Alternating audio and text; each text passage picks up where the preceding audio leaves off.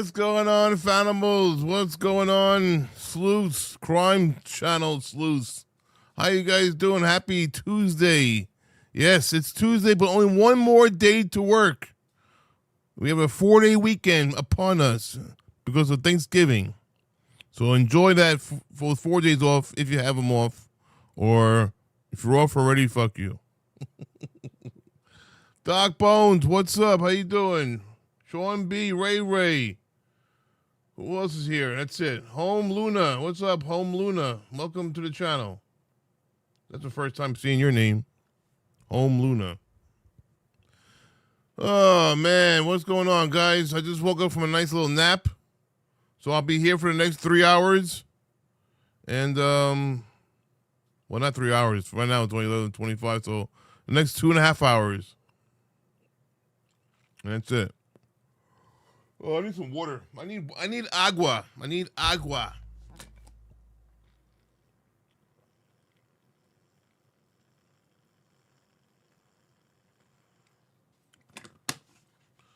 Oh, I got dry throat. What's new? Anything new, guys? What's going on? What's new in your life? In your world? In your... Oh, my God. I'm sleepy.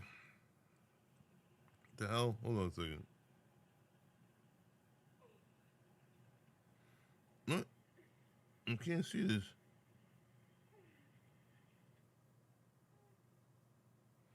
Ugh. My people love making videos, let me tell you.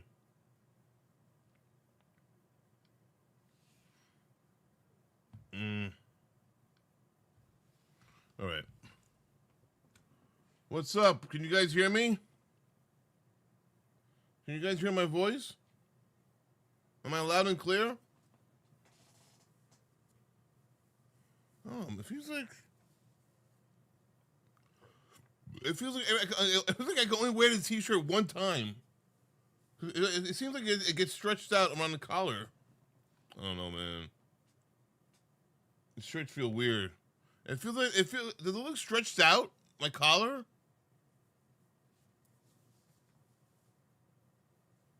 I don't know. Anyway, I'm gonna have to look into that. It does look stretched out, Sean. What do you say?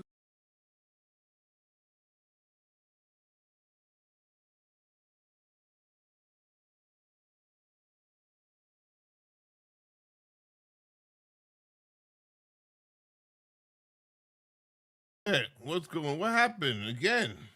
I don't know what's going on, guys. That's the second time I did that to me. That's the second time that happened to me.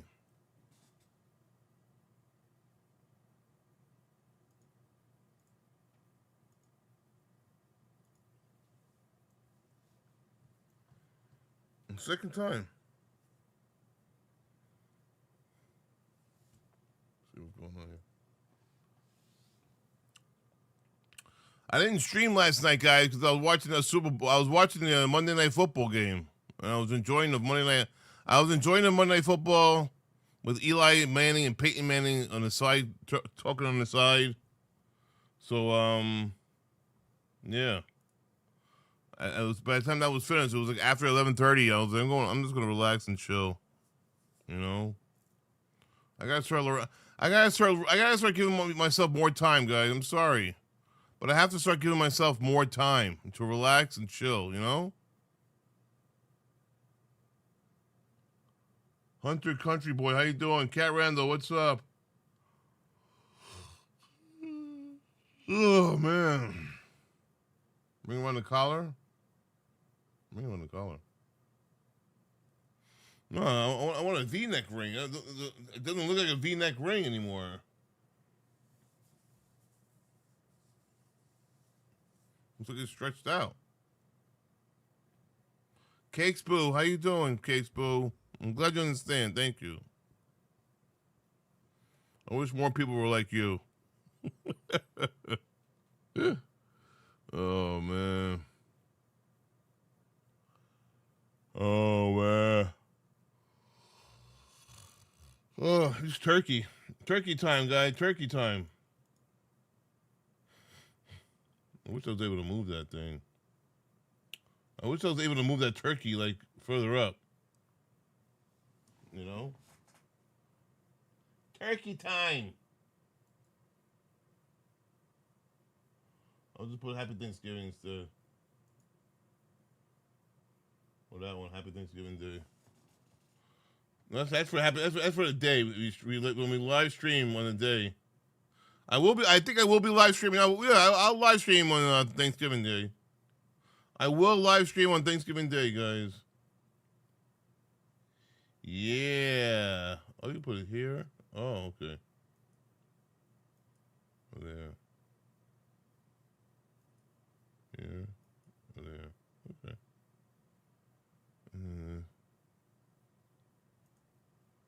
Okay. I'm back. I'm black. Bum, bum, bum, bum, bum, bum, bum. All right, guys. Let's get into some news. What are we talking about today in the news? Oh, yeah, that. Let's watch this video. It has confirmed. All right,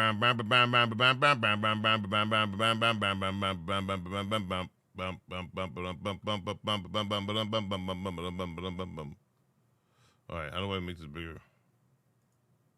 Oh, here. Okay. Okay, guys. Okay, guys. Hey, guys. Okay, guys.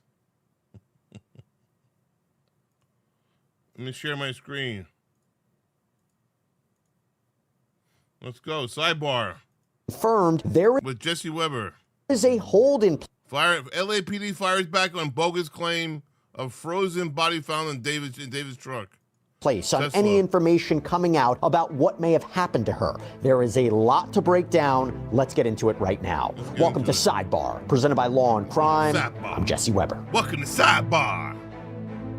Real quick, I got to ask you something before we jump into all this. Have you ever left a meeting and thought to yourself, what did we just talk about for the last 30 minutes, hour? I've been there so many times. The good news is, Claude Milton, okay?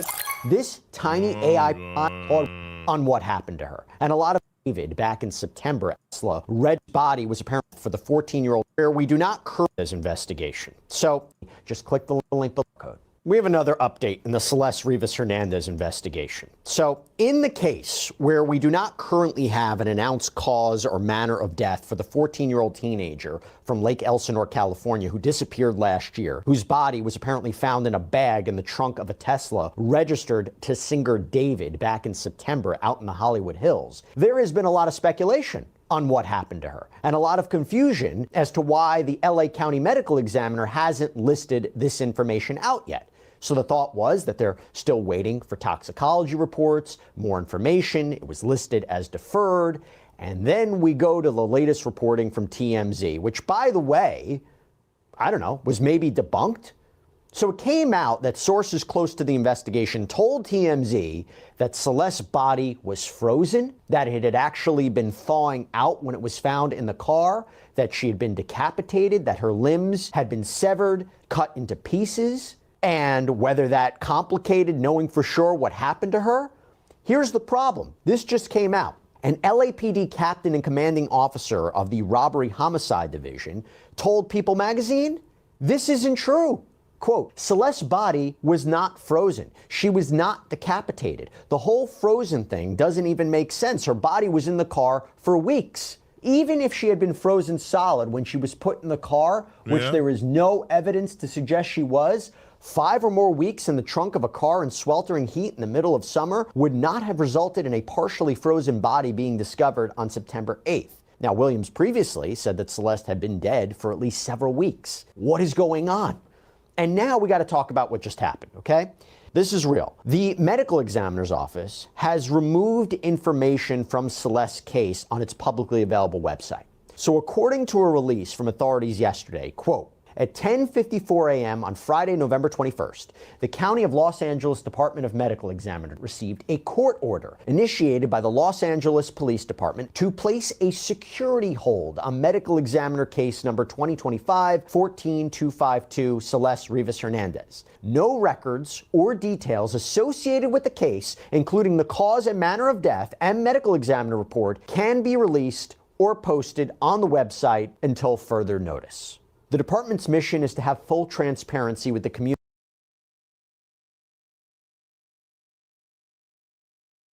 by providing information about our cases to empower people to make changes that save lives. Since becoming the department head, I've worked on eradicating the practice of placing security holds on medical examiner cases simply by law enforcement request.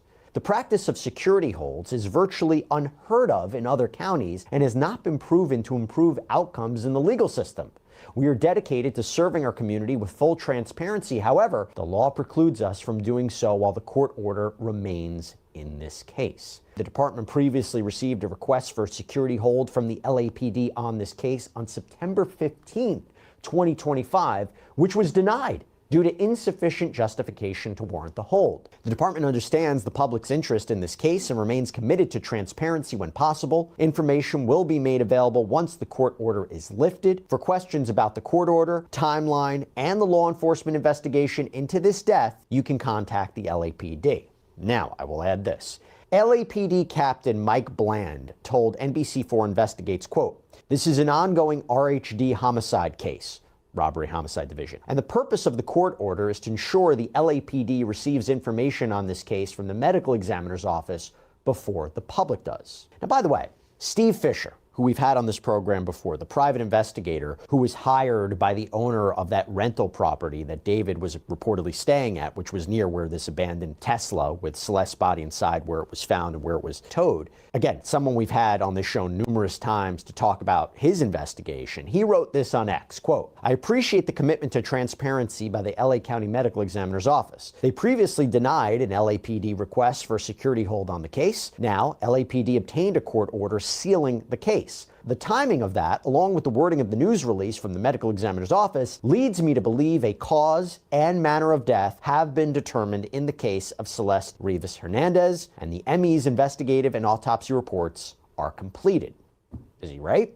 Now, to couple that, something else I got to talk about. According to the LA Times, according to court documents that they reviewed, a detective has categorized this investigation as a, quote, "investigation into murder."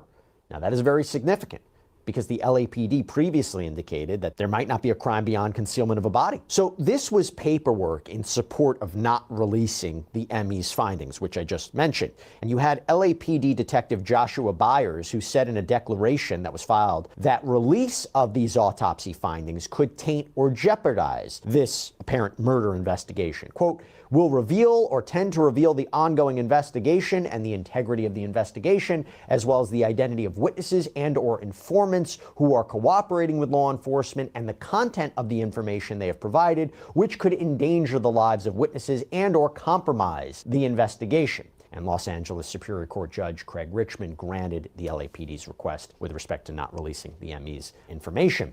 And by the way, last week, LAPD Deputy Chief Alan Hamilton, who oversees the department's detective operations, said, quote, "Accountability is coming. Our RHD detectives have been working and not waiting for that decision by the medical examiner. They are going to get justice for Celeste Rivas. No one is off the table, including him," seemingly referring to David.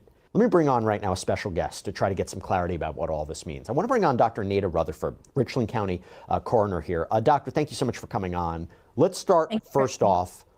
What is a security hold, and how often do you see something like that?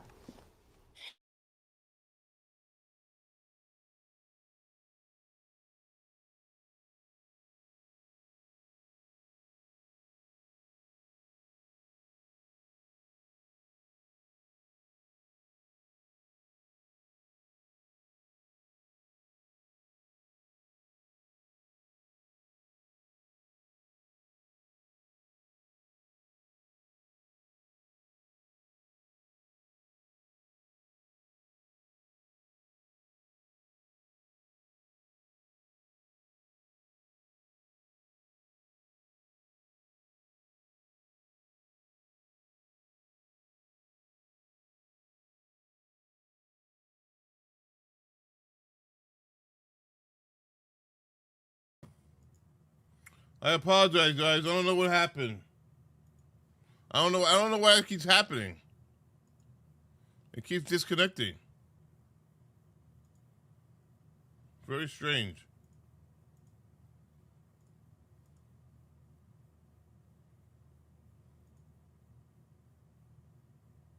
Can you guys hear me? Us from doing so while the court order remains in this case. The department previously received a request for a security hold from the LAPD on this case on September 15th, 2025, which was denied due to insufficient justification to warrant the hold. The department understands the public's interest in this case and remains committed. Sorry, guys. I don't know what happened. I apologize. Manamal Rep, we lost you. I'm sorry. Am I back on now? You hear me, Doc Bones? It's pretty bad. It's pretty bad. I'm looking into it now. What's pretty bad, Cat Randall?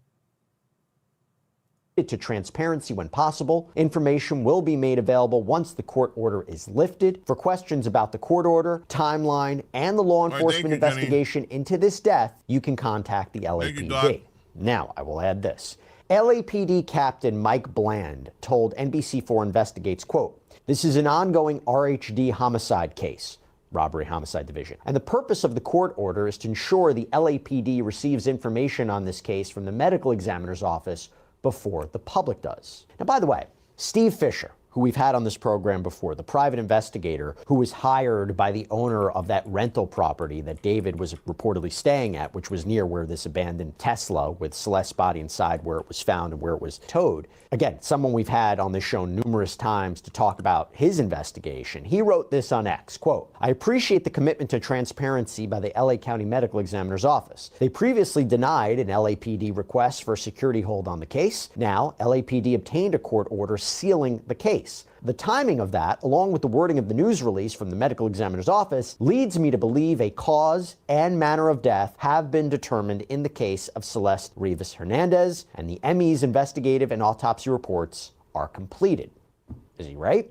Now, to couple that, something else I got to talk about. According to the LA Times, according to court documents that they reviewed, a detective has categorized this investigation as a, quote, "investigation into murder." Now, that is very significant because the LAPD previously...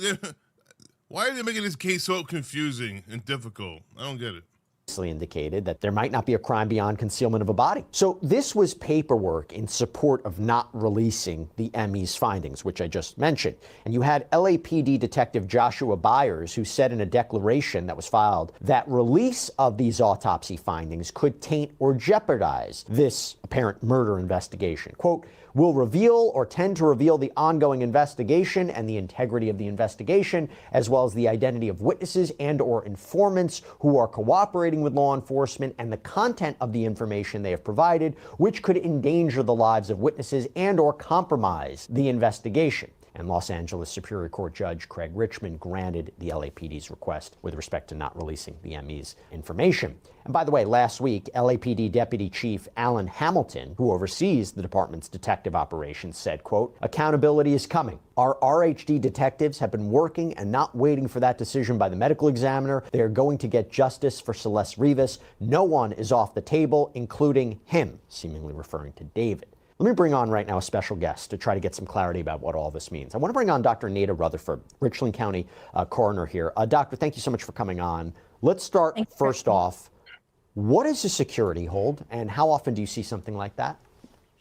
It's very rare that we see a security hold, but usually when we see it, it means that there is very valuable and specific information about that cause of death and the manner of death that they do not want to release to the public. It means that there is something so unique about that death that they want to hold that information close to the chest so that they can still conduct their investigation without the public frenzy that they know will happen once they start releasing details. So whether that's drugs were found in the system, the way the body was found, they've said that she wasn't dismembered, but was there something else unique about the trauma that could have been associated with her body? They have something specific that they do not want the public to know right now.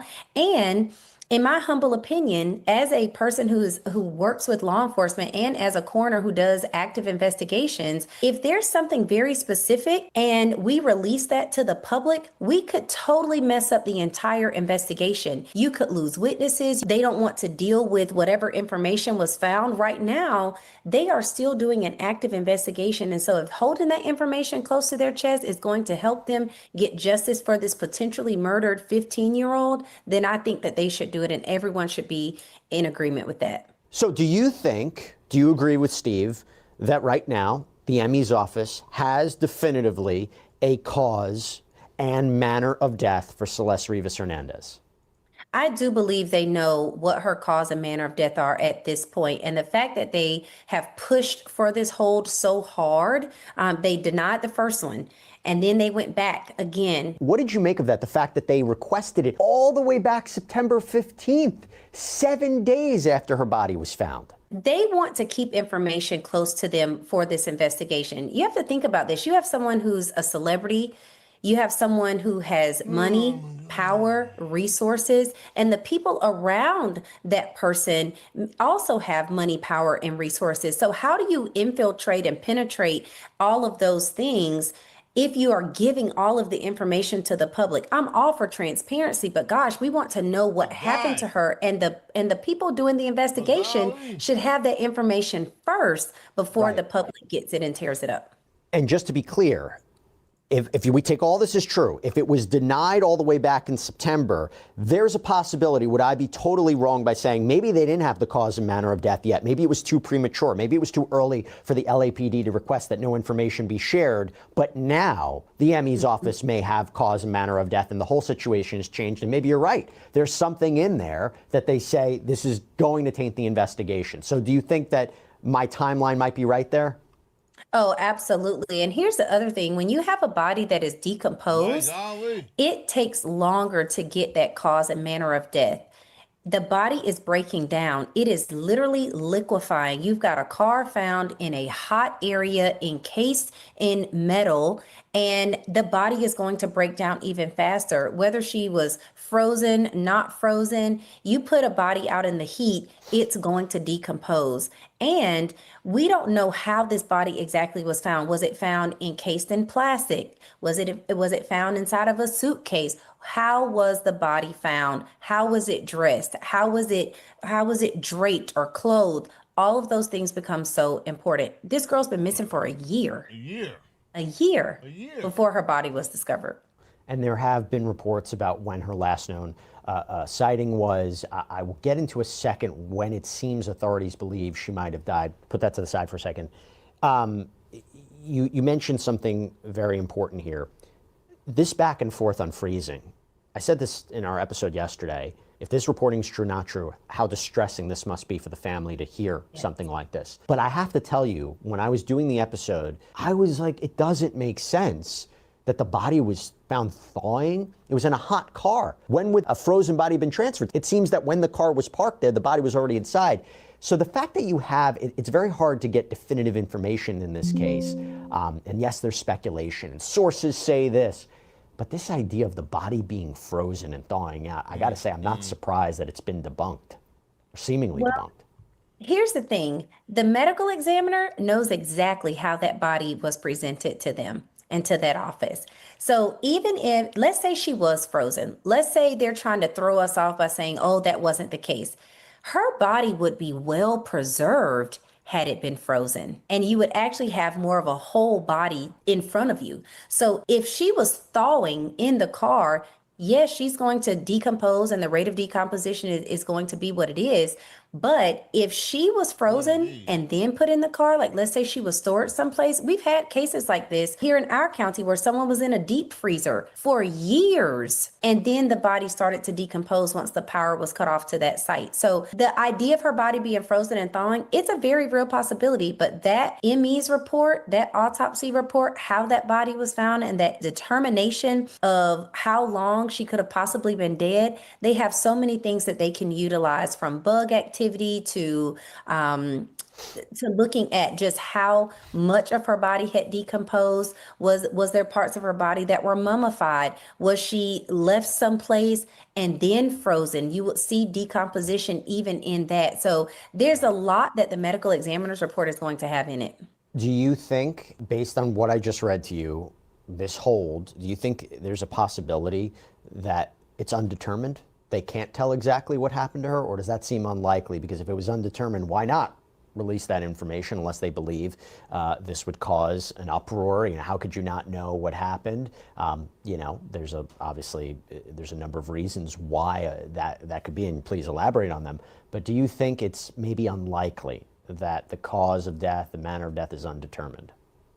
It's a possibility. You have 5 manners of death to choose from: natural, accidental, suicide, homicide, and undetermined. Those are the 5 manners of death. And so when you get to undetermined, it means that all of the other manners of death are equally likely, and you cannot make a determination. And so again, the state that her body was in is going to be very, very important. If there are any organs that they can look at, can they look at her liver? Can they look at her kidneys? Are her eyes intact enough to be able to pull vitreous out, to be able to determine if there's any, blood or a chemical that's in her system that has kind of been able to be maintained in that vitreous fluid? What other things are present? And so what I hear when I'm reading all of this and I'm hearing all these different reports, they know something, and they are trying to put the pieces of the puzzle together for a clearer picture. What did you make of that response from the chief medical examiner regarding the security hold? My interpretation is there's a bit of resistance here,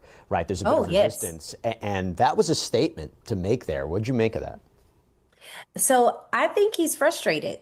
I think he's saying, I want to release this information, but they're telling me that I cannot do it. I think he just really wants his hands out of it, because once they make their determination and it goes to court, he can talk about his findings and explain everything. But I'm sure his office is getting railed with the number of phone calls, requests that are coming in from the media outlets, the community outcry from all of this. So I think it's probably more of a resistance, like, please let us go ahead and release this so that we can get back to all of the thousands of other cases that we have coming through that office. The line, to empower people to make changes that save lives, does that indicate something about what might have happened to Celeste? Here's what I take from that. This girl was, and not that she deserved to die, so I am not saying that. You have a 15-year-old with a history of running away. You have a 15-year-old who maybe was getting into some trouble, and maybe they want to release information that will be a cautionary tale to some of the other children in that area who may be runaways, who may be rebelling against their parents or the homes that they're growing up in. So maybe that's what he means. But what I took from his statement was that he wants the public to know what happened, but he also has to follow the court order. So I certainly don't feel like he's trying to be combative in his response, but he certainly wants to release the information. And based on everything that's come out now, at this point in time, does it seem to you that Celeste was murdered? This is smelling a lot like a homicide. It's smelling a lot like a homicide. It does not seem like a natural death. Could it be accidental? Sure. Could it be self-inflicted? Sure. But it's smelling a lot like a homicide. You know, it was reported that LAPD may be considering David a suspect, and that there was potentially a second suspect as well. TMZ reporting about this trip that the singer allegedly took to a remote area in Santa Barbara in the spring, and you had an LAPD official not authorized to speak publicly about the investigation, but apparently told NBC4 Investigates that Celeste potentially died in the spring. What do you make of that potential time of death, and what do you make of who potentially could be involved in disposing of her body in whatever way her body was ultimately disposed of?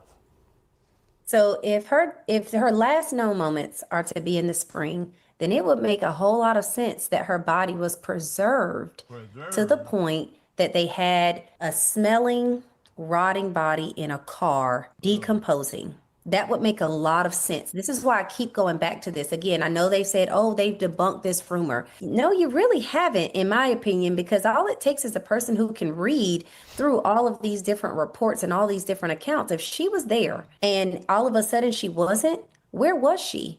The people who were with her should know where she was, and they should be able to give an account as to where she may have been. Was he hiding her out? Did something happen? He's with another person on this trip. Was it just him and Celeste? Who were the people who last saw Celeste alive? And it's going to take people knocking on doors, asking questions, and trying to appeal to their human nature to say, what happened to this 15-year-old kid?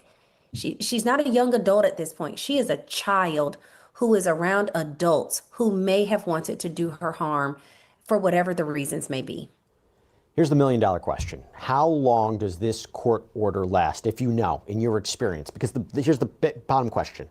When do you think we will all get answers as to the cause and manner of death? When will that be released? How long will the court order be in place for? Will there be an arrest first and then it be lifted? In your experience, what can we anticipate there? In my experience, usually there's an arrest and then they release information. So it's one of those things where they want to have all of their ducks in a row and then share with the public how they came to make the arrest that they made, which makes a lot of sense from an investigative standpoint. But from a public interest standpoint, it's like, who may have done this to her? And is there cause for community concern? Is there someone going around snatching 15-year-olds who may have a little bit of trouble in their past, luring them away from their homes or luring them away from whatever safe place they're in and killing them? So I think there is a definite reason for public interest in this case outside of just the sensationalism that you have a wealthy, star singer who may have been involved in this. But what other information does the public need to know? And is this something that can be used as a cautionary tale for students who may be in the same situation? I ask every guest this, and I hope you can provide some light on it as well. Is Celeste's family going to be notified first about cause and manner of death before anybody else? I know this is a sensitive investigation, but given how high profile this is, how many different theories there are, no, probably not. Should they be notified? Do they think they have the information right now? What would you think best practices are? To me, the family should know first. In my investigations, before I do a press conference, before I do a news release, I sit down and I talk with that family, whether it's by a phone, whether it's in person. I always speak to them and say, hey, here's the cause of death. Here's the manner of death. Here's the information that I'm going to release to the media. I want to give you a heads up that these are the things that will be said so that you are hearing them firsthand from me and not from a media outlet. And to me, that gives respect not only to the decedent, the person who's died, but also to the family and the grief that they are having to endure. Dr. Nita Rutherford, I really appreciate you, and I really appreciate you coming on. Thank you so much for giving your perspective on this as we tried to navigate what is true, what are the answers, what can we expect. This is a unique case. I mean, there's whiplash right now, back and forth, and my thoughts, my prayers are with the family right now. This is a very difficult journey for them to navigate, but thank you so much for coming on. Thank you so much for having me.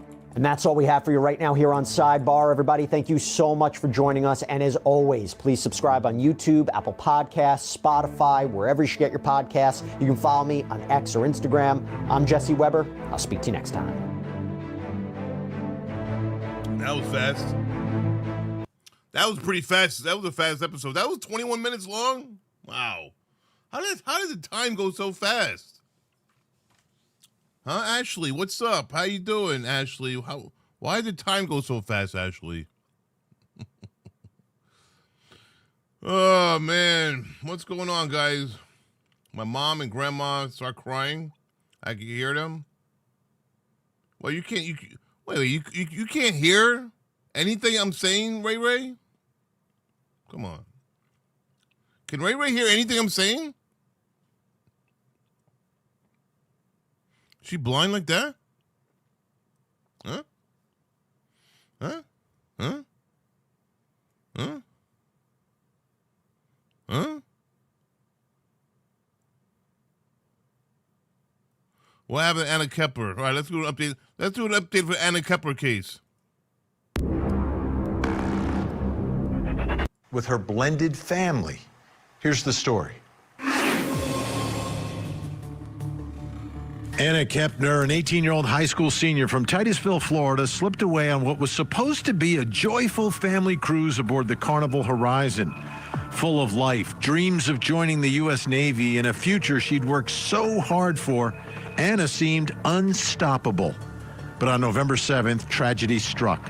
Her body discovered concealed under her bed, wrapped in a blanket and covered with life vests. The FBI has launched a full investigation, scouring the ship's surveillance videos, swipe card logs, and interviewing family members, including her own 16-year-old stepbrother, who was under suspicion according to his own mother. As the family and community grieves, Anna's story has become a haunting riddle. What happened in that cabin? Now, before you can really understand what may have happened in that cabin, I think it's important to understand some of what was going on in Anna Kepner's life. And as I mentioned, she's part of this blended family.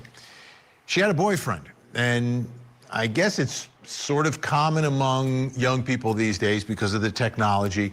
If you have a boyfriend, you're in high school, or a girlfriend, you're in high school, you can talk to each other on FaceTime. And apparently one night, there was a FaceTime call between Anna Kepner and her boyfriend, Joshua. And Anna may have fallen asleep in her bed, but the FaceTime was still on, so he could see what was going on. Josh could see what was happening in Anna's room. And in that moment, Josh sees something that is extremely alarming. He was asked about it when he was outside the celebration of life for Anna. A bunch of folks from the media got around and interviewed him, and he talked about what he saw, what he witnessed.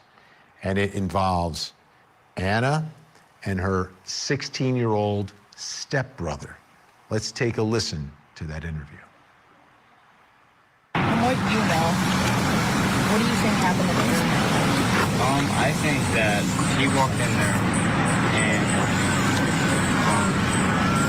basically he walked in there and tried to get on top of her and tried to do a sexual thing with her, but he got caught by me in the process of it. Think you hurt her for that? Yeah. And she got scared of it and went to go sleep over with friends, and whenever she could at mine, but she never could because her stepmom was very controlling of it. I got that, but I was like, her stepbrother is trying to go on top of her in the middle of the night, you know, and they didn't believe me. So you think this could have been prevented? Yes, ma'am. What type of person was she? She was a great woman, you know. I met her at school. And the circumstances behind her death, you find them to be suspicious? And if so, tell me why. It was suspicious because I knew that the brother did it, and yeah. How do you know that? Because He knew that the brother did it, he said. This guy just said he knew that the brother did it. Wow. of the past things that happened with him, like I was saying. Which were those? About the FaceTime and stuff. What's the FaceTime? Whenever I was on FaceTime with her, and when I was on FaceTime with her and she was laying down and the brother tried to go on top of her. And yeah. You saw that? Yeah. And then How did she react to that? I was like, what the hell are you doing in the room, you know? Then he got scared and like ran away. And I heard his footsteps like running through the house, you know, because he got caught. So when you learned of her passing, you know, what was your reaction? I ran away. He ran away. It was kind of crazy. And when you learned that she passed away, how did you feel? I felt very sad, you know, because that was my first love. She was the best that ever happened to me. And I'd even walk to her work to see her, you know, for like 5-10 minutes. Did you talk with her before her death? Like 3 weeks before it, yes ma'am. I was actually supposed to go on the cruise that she went on, but we broke up before that. When did you split? We split up I wonder why they broke up. like 6 months ago. 6 months. And everyone said They broke up 6 months ago. she's just a bright light. So many people wearing bright colors today. How would you describe the kind of person she was? She was a great person. She definitely knew how to throw on her outfit. She was great, you know. She knew how to put on colors. It wasn't like a basic outfit. And this is your mom? Yes, ma'am. She's okay with you talking to us? Yeah, but we need to go. Okay. Just wanted. Okay. What should happen Yes. next? Thank you. Thank you. What do you think should happen? I think that he should get thrown in jail for as long as possible. And yeah. And when did you move into the house? I have no idea. Like a year or two? Maybe like a year ago. I think so. I don't You'd know. like to see justice for Yeah, your I'd like first to love. see a lot of justice. Yes, Has she ever complained about his behavior before? yes, ma'am. Yes, sir. What does she complain about? She complained about him being uncomfortable, or her being uncomfortable around him, because of the fact that he tried to go on top of her in the bed, and because of that, she tried to go and stay the night at her friend's house and to dodge the staying the night at her house. She ever happened more than once? Yes. Did she ever bring that up with How many her? times did that happen? It happened one time, around like 3 a.m. that night. That time when you were on the FaceTime call with Yes, sir. her friend. Yes, sir. Did she ever report that to her father? No, I have not. You know what's funny? A half hour, like honestly, like 15 minutes ago, his mom was like, "Yeah, but we got to go now." 15 minutes later, he's still talking to them. Wow. I reported it to the FBI. Oh, the father. Then there was the father took him. This is a major development in all Braxton, what's up, Braxton? of this, in trying to understand what's going on in Anna Kepner's world, being a part of this blended family. And that brings us to the first question in our investigation tonight. How alarming is this behavior? It's her stepbrother, not half-brother, stepbrother. Blended family coming together, and her He's a freak. 16-year-old stepbrother, He's a freak. 3 a.m., allegedly jumping into her bed. She's feeling uncomfortable. He's a freak. Here to help answer this question, psychiatrist, forensic specialist, medical health expert, Dr. Yalda Safai, and criminologist and investigative profiler, Dr. Casey Jordan. She's also the host of the Criminal Appeal podcast. Great to have you both here. All right, Dr. Safai, I'll begin with you from your perspective. How alarming is this behavior that was just described by Anna's former boyfriend? It's both an alarming and isn't. First, it's alarming because they're family and they're not supposed to act that way We'll be here waiting, Case Boo. around each other. And if this was a non-consensual type thing, obviously this is very alarming. At the same time, is having a sexual relationship with your stepbrother, who's not your blood relative, who you likely didn't grow up with, unethical? I don't know. The lines are a little bit blurred here. I think the most important thing here is whether this was a consensual thing, if they had a prior relationship or not. Because if it was non-consensual, if this person was giving their stepsister unwanted advances, obviously this is very concerning. But I think, just having a purely sexual relationship with your stepbrother when you're young, hormones are running wild, it could happen, right? See? Told you it could happen. That's what I mean, that girl. We were young. Our sexual motives or things were high. I'm telling you, it's different when you're older. And technically it's not incest. When you're younger, it's different. Not illegal because you're not blood relatives. But I think the most important thing here is whether this was something consensual or not. Yeah. I believe at 3 a.m., I believe she was sleeping at the time. I believe that's part of it. Josh did describe it that Anna had a response that she was not comfortable and she was sleeping at other people's homes to try to avoid all of this. Dr. Casey Jordan, from your perspective, how alarming is this behavior? I would say it's as alarming as a 3-alarm fire. I mean, this is incredibly alarming to me. I don't even want to entertain the idea that it was potentially consensual relationship because, as her boyfriend pointed out, she was asleep. You can't consent when you are asleep. And she had told her boyfriend, I mean, his testimony is pure gold, if you ask me, because he was on FaceTime and witnessed it. It's not just secondhand information.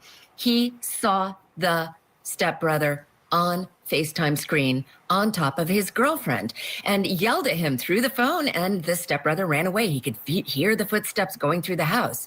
So the fact that she was divulging to other people, her boyfriend in particular. He said he could hear the footprints going through the house or whatever.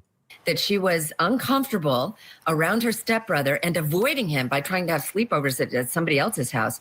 That to me is just a huge red flag. He was coming on to her. His attraction for her was sexual in nature. And even though there didn't appear to be any sexual activity involved in her death, it doesn't mean that there wasn't a sexual motivation in whoever killed her. And if it's the stepbrother, it seems to be part of a pattern. Very possible that she started screaming, kicking, resisting, and that arm went over her throat to keep her quiet. Maybe the intent wasn't to kill her, but now she's dead and he's the #1 suspect. Dr. Safai, I want to play for you something from the attorney for the stepmom, for the 16-year-old's mother, talking about what happened to the 16-year-old after they left the ship.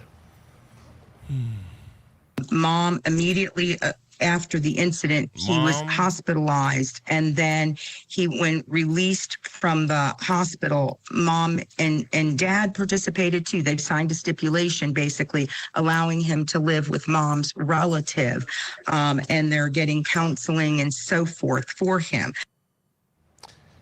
Dr. Safai, what are your thoughts about what they would have learned or what the discussion would be like after whatever happened on the ship happened and he's going to the hospital and being evaluated? I mean, we don't really know why he was hospitalized, right? It could be a wide variety of reasons. I mean, I think from my understanding of the case, it was more of a psychological type of hospitalization, but that could be because of a wide variety of reasons. He could have just been, traumatized from the death of the sister. So I try not to jump to conclusions and say, oh, he was feeling so guilty, that's why he was hospitalized, and, things like that. So we just don't know right now exactly why he was hospitalized and what happened and the conditions of that. So I try not to jump to conclusions, but once we get a little bit more clarity why he had to be hospitalized, I think we can draw better conclusions here. Absolutely. Dr. Casey Jordan, your thoughts about the removal from the house. So, no one's been arrested, no one's been charged with anything. The 16-year-old in this custody hearing, there's a discussion, and he's removed from the house, and they're saying for the protection of the other minors that are still living in that household. Does that cause alarm? Yeah, well, it underlines the fact that he is their #1 and perhaps only suspect in the death of his stepsister. And we know that room that he was sharing, there were 3 siblings and step-siblings in that cabin on the Carnival Cruise Line, including our victim, 18 years old, her stepbrother, 16 years old, the #1 suspect, and a younger sibling. And I don't know the details of how old that sibling is or what their gender is.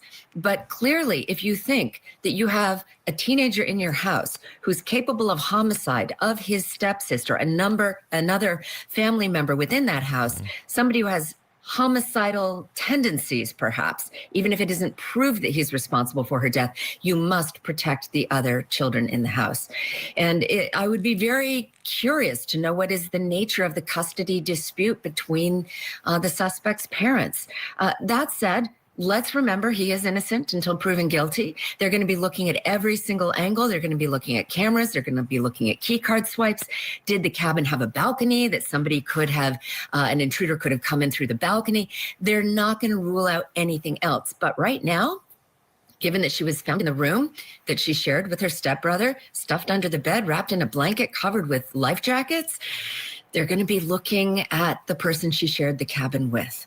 And if he's clearly mentally or emotionally disturbed, it's good that he went to the hospital, and we're hoping he gets the care he needs. But we still need answers as to exactly what happened.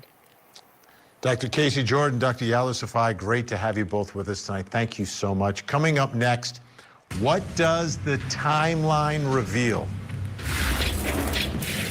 The older child, who is approximately 16 years of age, is a suspect in the death of the stepchild, an 18-year-old daughter that was in the same room The same room. You have to punish him. You have to kill him. Younger children, child. The children. They're turned him into a junkie. Interview with a Killer season finale, Saturday night at 8 Eastern and Pacific, only on Court TV. There's apparently an FBI investigation ongoing that the mother took the two younger children on a cruise, and that the older child, who's approximately 16 years of age, is a suspect in the death of the stepchild, an 18-year-old daughter that was in the same room. So a lot of information coming from different places, right? You've got Anna's former boyfriend who's speaking out. You've got this custody battle that the stepmother is involved with her ex, which involves the children, her 16-year-old son. So we're learning a lot from that. We're also learning from sources and other reporting out there like the Daily Mail. And we're able to put together a bit of a timeline here. Let's take a look at it. November 6th, during dinner, Anna tells her family she's feeling ill and goes back to her cabin. Anna's 14-year-old brother and 16-year-old stepbrother, who were also staying in the same cabin, returned to the room a little bit later on. Anna's 14-year-old brother changes his clothes, leaves the cabin to take pictures of the cruise ship. So that would leave the 16-year-old and Anna. The 14-year-old returns and notices Anna isn't in bed. Oh, he presumes that she is staying up late with the grown-ups. Together in that cabin. The 14-year-old returns and notices that Anna isn't in bed. He presumes that she's staying up late with the grown-ups. We move on to the next day, November 7th. 14-year-old and 16-year-old boys head to breakfast with the rest of the family. Anna doesn't join them for breakfast. The family realizes she is missing. Uh-oh. Anna's father, Christopher Kepner, begins searching the Horizon, which is the name of the ship that they're on. A medical emergency is then announced over the PA system, and Christopher goes to Anna's cabin where the cleaning crew had just discovered her body crammed under her bed. So that's the timing based upon the reporting from Daily Mail and some of the other information we can put in there. And it brings us to the next question in our investigation. What does the timeline reveal? Right? There's going to be lots of evidence. Anytime we're trying to figure out what happened, I know we like to do it, and law enforcement does it as well, puts together these timelines to try to understand who was where, when, who had opportunity. Here to help with our investigation, retired FBI Special Agent Kenneth Gray. Remember, this is an FBI investigation taking place. He's also professor of practice at the University of New Haven, and criminal defense attorney, former district attorney Matthew Mangino is with us. All right, Kenneth, I'll begin with you. As an investigator, what does this timeline reveal to you? What questions does it lead to next? Yeah, the timeline here, very interesting in that we have Anna going into her cabin and then not being seen again that evening. It also shows us that the 14-year-old went to the cabin with the 16-year-old and left. So we've got the stepbrother, 16-year-old, in the cabin with the victim here, Anna. And then that it reduces the number of suspects down to one in this case. This ship is covered with cameras. And because of the cameras, it should help define a pool of suspects. We don't know the results of that right now from the investigation, but that is certainly something that I'm sure the FBI is looking at. The crime scene itself is limited potentially to just the cabin. They were all in there, so fingerprints is not going to help us out in this case. So instead, it would have to be other forensic evidence to help establish what happened to Anna.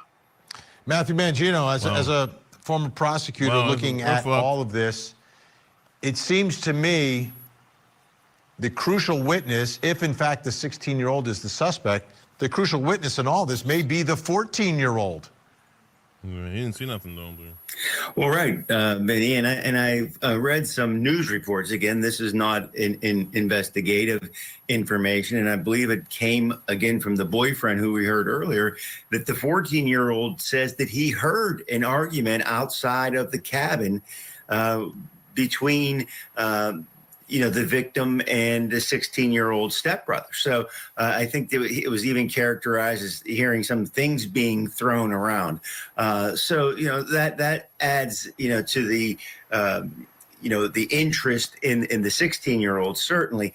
And there are cameras, there are ways of going and see who went into the room and who left the room with the electronic key fobs that are used on these cabins. So there's going to be a wealth of information with all the tapes and everything to determine, when she went into the room, who went into the room, who left the room. And I think that's going to be well documented.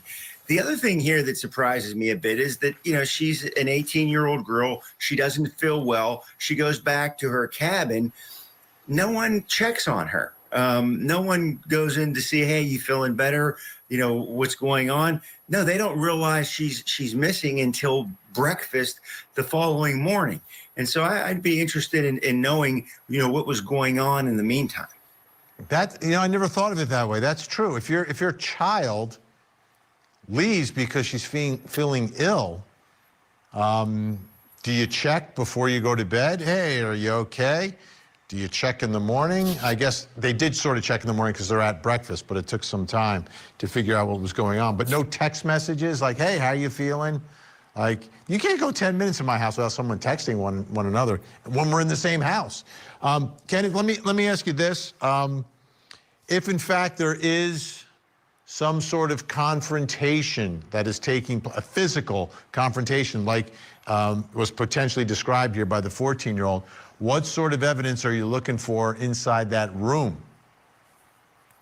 So again, autopsy, which we are not privy to, may give us other indicators about what to look for in this case. But I'm sure that in the process of doing a crime scene investigation, if there was blood inside the cabin, that would have been collected. Saliva, if it was inside the cabin, that would have been collected. Because all three were inside this was their cabin, there's going to be fingerprints everywhere that belonging to the three. So fingerprints themselves will not be very helpful. But it may have been a strangulation with his hands, or it may have been with something else that he used to strangle her with. So perhaps that item would be inside the cabin also. I think we need to see the result of the crime scene investigation to be able to see the value and what it proves, what they found. Big thanks, Kenneth Gray, Matthew Mangino. We'll see you again really soon. Still to come, what does Anna's cause of death reveal? Yeah. A story that is taking on a life of its own. Here's the story. Bright, bubbly, and full of dreams. That's how Anna Kepner's family remembers. Sorry. Cabin to take pictures of the cruise ship. In Miami and carved out a life of dreams. That's how Anna Kepner's bullet played in her death. Bright, bubbly, and full of dreams. That's how Anna Kepner's family remembers her. Before she graduated high school, she carved out a life of ambition, cheerleading, community service, and plans to join the military. But aboard a 6-day Caribbean cruise with her blended family, something went terribly wrong. FBI agents boarded the Carnival Horizon when it docked in Miami, and her body was found hidden under her cabin bed. Court filings now reveal a shocking development. Yeah, nice hiding spot. You hide the kid you hide the kid in the room. Throw him overboard. I would have thrown her overboard. Fuck it.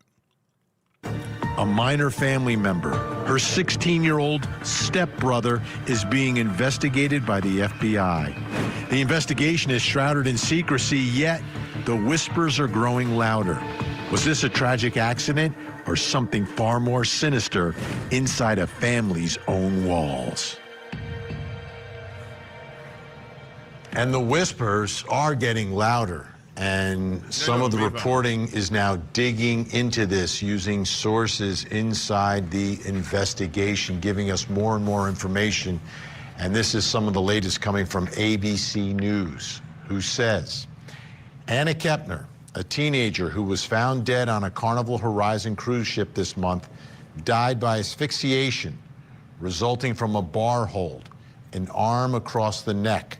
A source briefed on the investigation told ABC News. There you go. Investigators also found 2 bruises on the side of her neck, the source said. According to the source, the preliminary information indicates there were no signs of sexual assault, and there did not appear to be drugs or alcohol in Kepner's system. Autopsy and toxicology reports that could confirm those details have not been completed. Okay, this brings us to the next question in our investigation, an important one. What does Anna's cause of death reveal, if in fact this is the cause of death, asphyxiation, an arm bar across the neck? What does that tell us? Here to help answer that question is author and clinical forensic neuropsychologist Dr. Judy Ho and forensic death investigator Joseph Scott Morgan. He's also the host of the very popular podcast Body Bags with Joseph Scott Morgan. All right, Joseph Scott Morgan, let me start with you on this. We gotta watch that show. But is Body Bags on YouTube? I gotta check it. If that's his channel, I gotta check his channel out one day. Give us your interpretation, the picture it paints. What is this revealing to you tonight? Thanks for having me, Ben. Okay, so when we're talking about an arm bar, this is something, by the way, that is prohibited from police cannot utilize this any longer. This is something that used to be used years and years ago. So when you think about this section of your arm being utilized or weaponized at that point in time, there's 2 ways it can be applied. Either from the rear, okay, so you have someone that attacks from the rear, and the actual forearm is used to compress all of the organs of the neck, all these structures in here. We're talking about the trachea, the strap muscles that run through here. And then it can be applied also if you're face to face with the subject, where you take your arm and force it down across the anterior aspect of the neck. Either way, this is a very violent, intimate type of event. It's not surprising, to me at least, that there were, in fact, bruises that were adjacent to her as well. Dr. Judy Ho, these are siblings, stepbrother, stepsister. They didn't grow up together. Anna's father had 2 prior marriages. This is the 3rd marriage.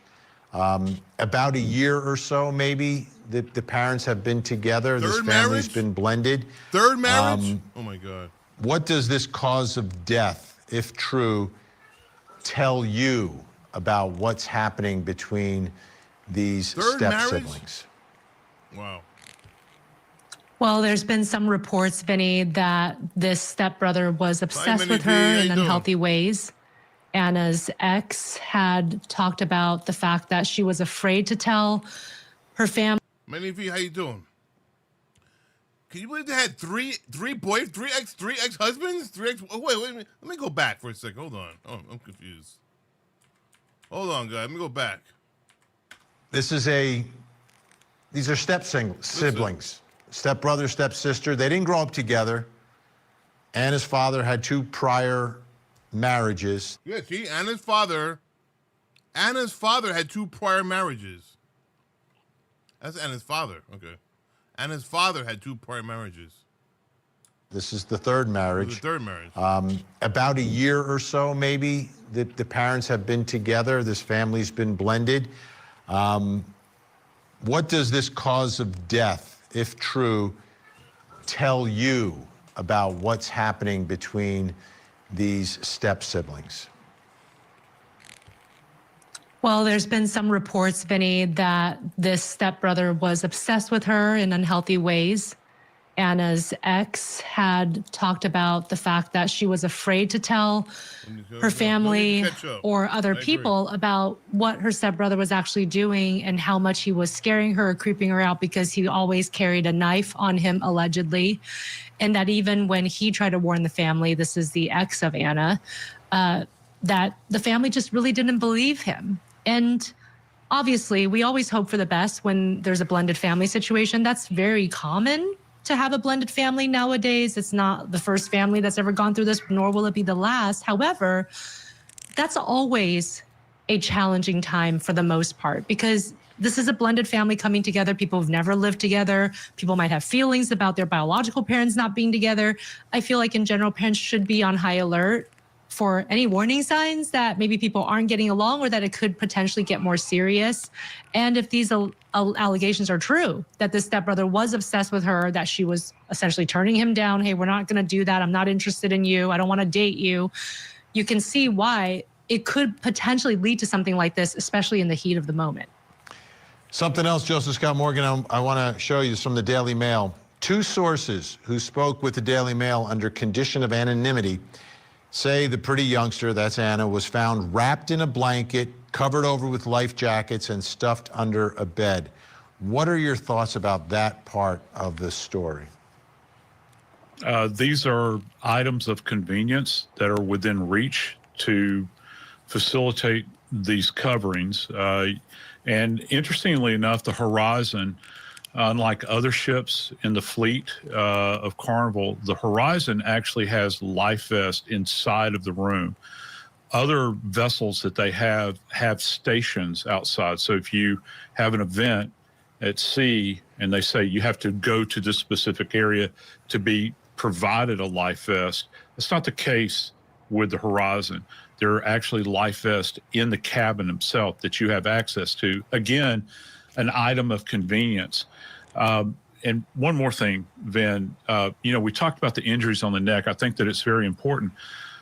Anna her remains could offer up some other answers as well, because in these kind of very close quarter, intimate events like this, we want to look at her fingernails. We want to be able to see if there's any debris beneath these nails that we could do nail scrapings on. We've heard about this. I'm sure they found something on her nails. Honestly, guys, seriously.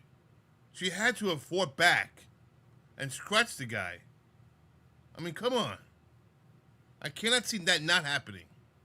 For years and years, right? There could be other biological elements in here, particularly skin, blood, these sorts of things. And also we would do nail trimmings, and these will be examined very, very carefully. I know that there's no sign, according to them, at least at this point, of some kind of sexual event. However, she's fighting for her life. Would she have had an awareness of this? I'm also going to be very, very interested in her toxicology, Ben. I want to know if she had anything on board, whether it's alcohol or any other kind of substance, because I want to know if she's been plied with anything. That's a great point, because she did leave the dinner saying I wasn't feeling well, and we're wondering why she wasn't stomach was upset. Yeah. Right.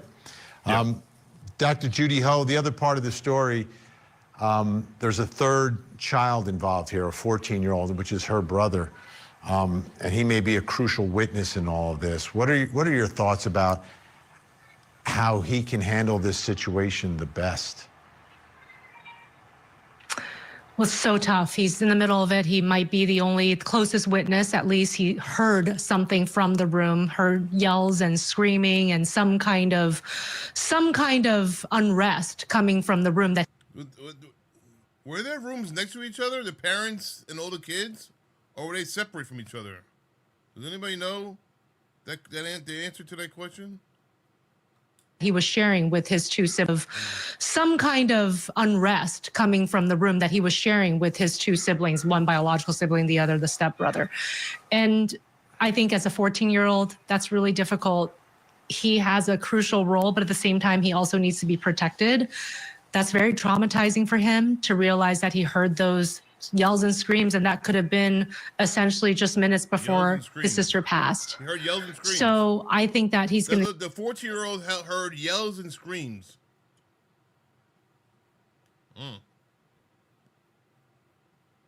That's scary for a little boy like that. Wow.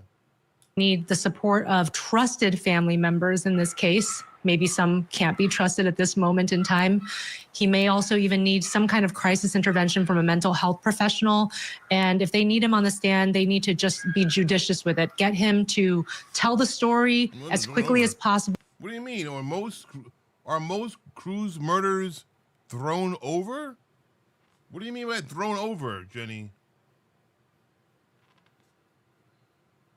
Well, don't belabor the point, get him off the stand, and get him the support that he needs to heal from this.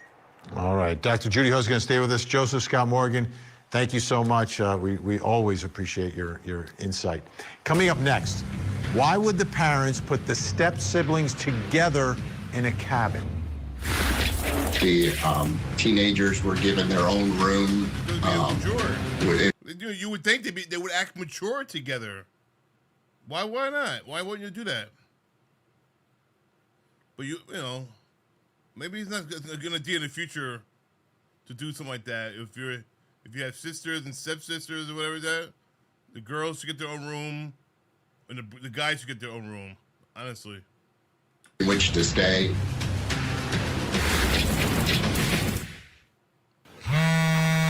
Sunday nights on Court TV. Join us for a night of food, friends, and our favorite legal dramas. Hates on me. Oh. Because the cruise, well, Your Honor, it's our understanding that because the cruise was in international waters, that the young child, not the 9-year-old, but the 16-year-old was allowed to drink. The teenagers were given their own room in which to stay. I wonder, good question, just Jenny. A lot of circumstances that showed that the mother in this case was not exercising appropriate supervision over this child or the other child involved. That's again from the custody hearing, and what's important there is describing the setup on the ship. So there was a 9-year-old, but the 9-year-old's not in that room. The teenagers are in that room. Take a look at this from the Daily Mail. Anna was sharing the cabin with her 14-year-old brother and 16-year-old stepbrother. The two boys were sleeping in bunk beds, and Anna was in her own bed, according to a well-placed source. Now, Inside Edition spoke to the father of Anna Kepner's former boyfriend, who said Anna's stepbrother exhibited some disturbing behavior, and the parents may have known about it. He saw her stepbrother come in the room when she was sleeping and get on top of her. He says, Dad, I tried to tell the parents that this was happening, and they didn't want to believe me. He's like infatuated, attracted to her like crazy. He's always wanted to date her. She was scared of him because he always carried around a big knife. Wow. Shocking. Wow. All this is shocking, if true, obviously. And it brings us to the next question in our investigation. Doesn't sound fake. Why would the parents put the step siblings together in a cabin?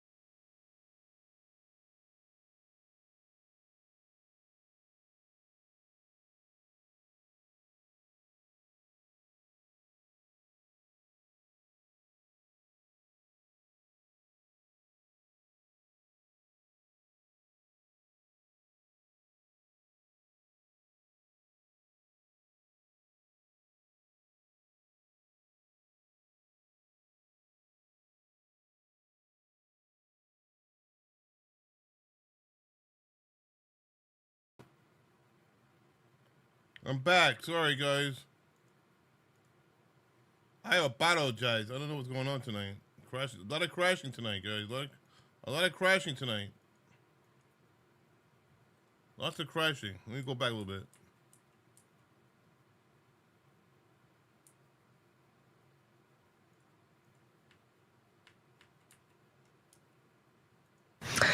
Vinny, I think it's convenience and cost because cruises, they are expensive. They charge by the room.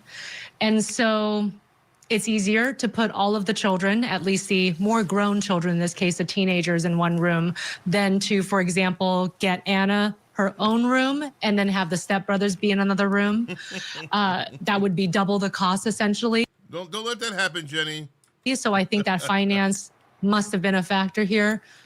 Possibly also convenience. Okay, we got one extra room. We got one room for us and the younger child, and we've got another room for the older children. There's 2 rooms. Easy to keep track of people.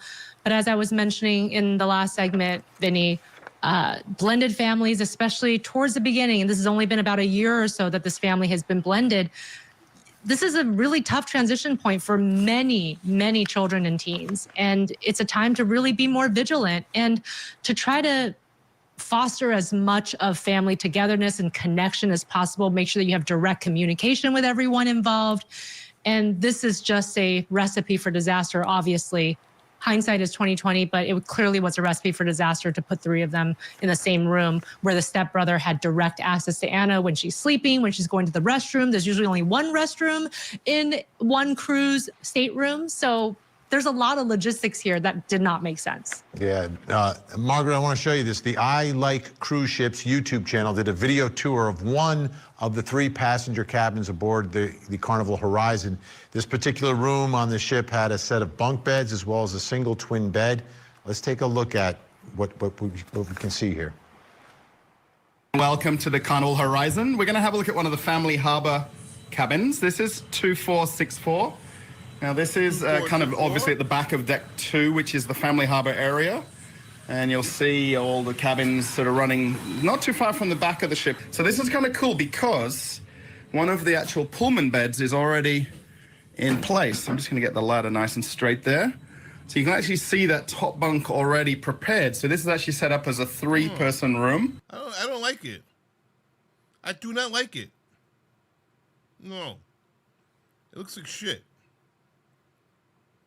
I don't like that at all, guys. I'm sorry. I wouldn't want to stay in that room. It looks too cluttered and tight. 3 people in that little space. No, it's too many people. I don't like it. I guess if you want to throw a couple, I guess if it's not for you, and you want to throw your 3 children in there, I guess I would do that. But I don't know. It doesn't look nice.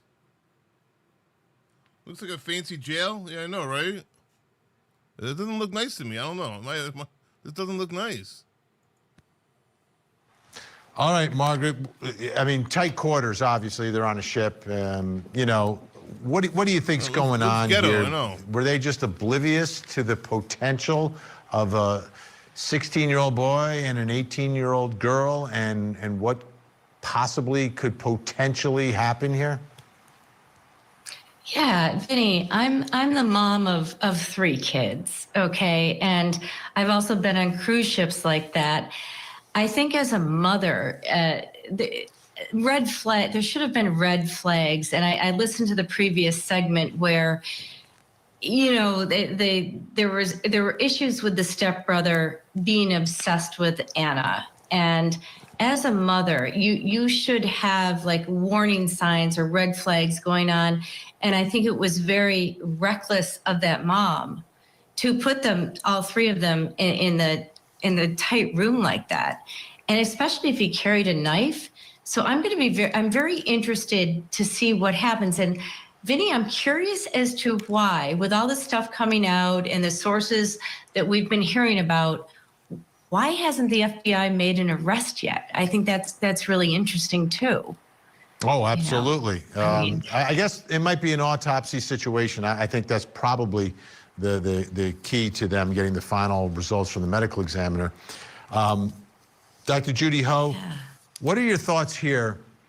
What would prevent, now Anna was a smart young woman. She was getting ready, she was going to join the military, straight A student, popular, cheerleader, gymnastics, you know, very bright. What would prevent someone in her position from just speaking out clearly and loudly to her dad? You know, maybe not the stepmom, but to her dad about, okay, you know, this stepbrother, I don't want to be in a room with him. What would prevent her from potentially doing, and maybe she did, I don't know, but what would prevent her if she didn't? Well, it sounds like there were fears that she had, that the stepbrother was dangerous, was scary. It sounds like these were conversations that she had with her ex-boyfriend, that she had communicated that the stepbrother had some kind of unhealthy obsession towards her, but she was afraid to say anything because she was afraid that the stepbrother would do something against her that was even worse. So that could potentially be a possibility for why she didn't speak up. And as you already mentioned, Vinny, it's also possible that she did try to at least just skirt the waters a bit with her father. Maybe she wasn't totally direct, but just kind of started hinting that there was something that she didn't like about her stepbrother. And I could see that it's also possible when you're going through a blended family situation, you're thinking, oh, you're gonna get used to him. Yeah, this is just regular sibling rivalry. You're just trying to settle in. And you can see how maybe in some kind of circumstance, a parent might actually be dismissive of a complaint because they're just thinking, nah, this is just normal growing pains of a blended family. But parents, we need to always listen to our children and our teenagers. We always got to listen to them and just stay open-minded. As inconvenient as that might be for your own life, you gotta listen if they're trying to talk to you. And if it did happen in this case, and I feel really sad that that fell on some type of deaf ears if her father didn't do anything about it. Yeah. Margaret, we have about 30 seconds left here. If, in fact, the parents did know that there were issues and she was uncomfortable, is there any legal liability for them in any of this, potentially? Well, I mean, possibly a negligent supervision, but, you know, this blended family is definitely going to blow up because if they do arrest the 16-year-old under the Federal Delinquency Act, he can be tried as an adult. So I can't imagine, you know, to me as a mother, I'm a little upset with this mother. Maybe I don't know all the facts, but sometimes you can be blinded by love, and it's frustrating. It we are out of truly time. bothers me that did she listen? We are out of time. Yeah. Dr. Judy Ho, Margaret McLean, thank you both so much. This case is extremely complicated, it's layered, and it begins with Anna's family, her parents, step-parents, siblings, half-siblings, step-siblings. There was absolutely some level of instability in her family life. The question is, did that instability lead to decisions that cost her her life? I'm Vinny Politan. We'll keep digging for answers as the investigation continues.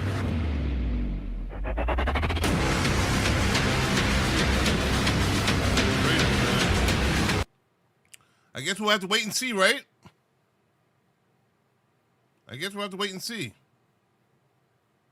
What does this have? The NFL biggest scandals? Oh, no.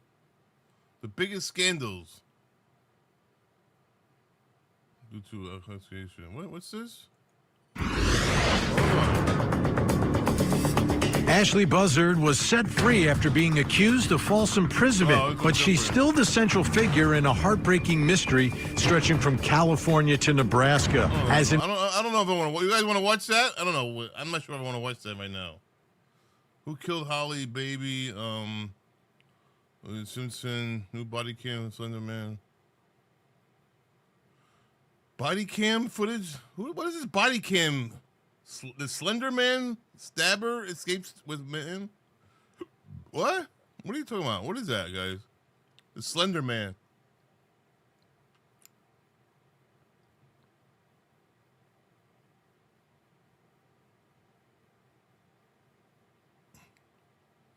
Britney Spears. We could watch a video with Britney Spears situation.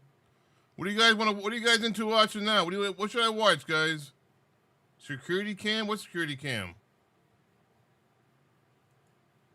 Security cam for what?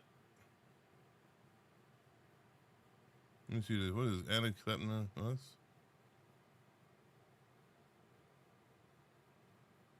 That's different.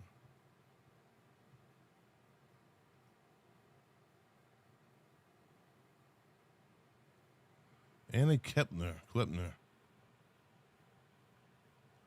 My ex-husband did not try to contact me at all whatsoever to let me know that my daughter died. I found out because I live in Oklahoma, and my youngest son goes to school with a good friend of mine's nephew, and he told her nephew that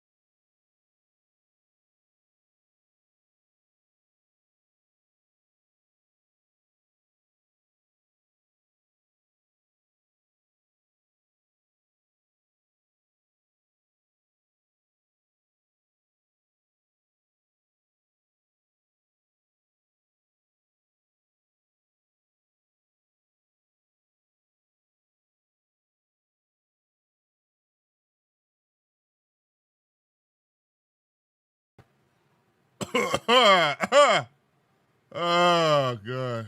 I don't know what happened, guys. I'm sorry. It keeps crashing. My screen keeps crashing.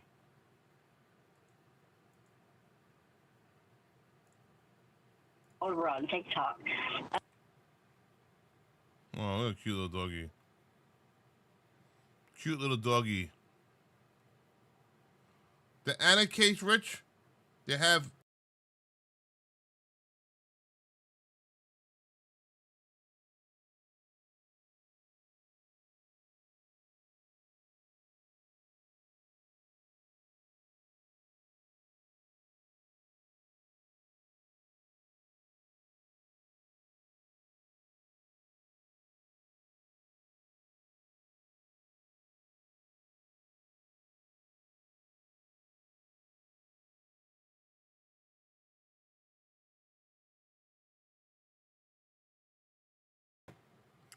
guys. I don't know why it keeps crashing. It keeps crashing. I love my purple hair. I love my hair purple like that. A little bit of purple. I like that. I really like it. I'm really feeling my hair color, guys. It's really it looks nice. It looks nice on me, I think. You guys like my purple hair?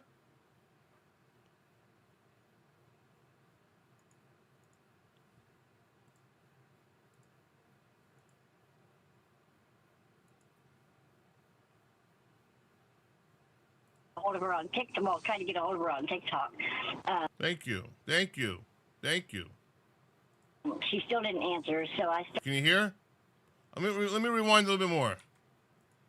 A good friend of mine, and my youngest son goes to school with a good friend of mine's nephew, and he told her nephew that his sister was murdered on a cruise ship. So I got a text message saying, "Hey, is Anna on a cruise? And you need to find out right away and call me."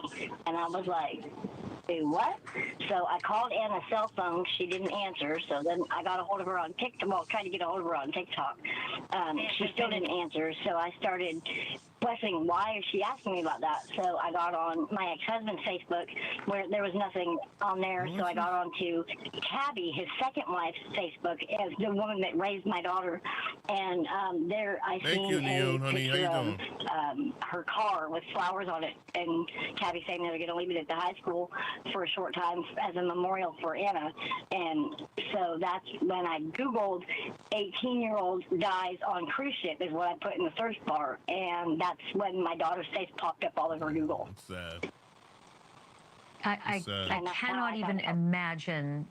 Yeah, I just, honest to God, I cannot even imagine finding out about your daughter's death by Googling and not getting a call. And to make matters worse, there was a celebration of life. I'm not sure if it was a full-fledged funeral, but there was some kind of memorial held yesterday. And I'm told that you were banned, that your ex-husband banned you from going. Can you walk me through what happened and what the circumstances were? He told me that when I told him I was coming down there, he said that that he knew for a fact that Anna would not want me there. And I said, that's a lie. I was like, but whatever. And he goes, if you step foot in Florida, I will have you arrested immediately for back child support. And so you went anyway, right? Yeah. In disguise? Of course. Yeah. I wore a wig and I wore some really tall high heels, so that way, you know, if he was looking for somebody short, he wouldn't see me. And were you able to attend the funeral? Did anyone see you or spot you? Like, tell me what happened next when you got there. Nobody spotted me. I kind of stayed in the back, close to the door, so if I needed to make a quick getaway, I could. It was really nice. Make a quick getaway. That's crazy. She had to make some, just in case she had to make a quick getaway. She had plans. They had a lot of pictures of my daughter. I didn't see her dad, but then again, I wasn't trying to either. I stayed for a little bit, but I didn't stay for the whole thing. My anxiety got too high and I had to go. And what, tell me a little bit about the funeral. What was said about Anna at the funeral? They just talked about how she was a great kid and she did really well in school. She wanted to join the military. She had her boating license before she was able to get her driver's license.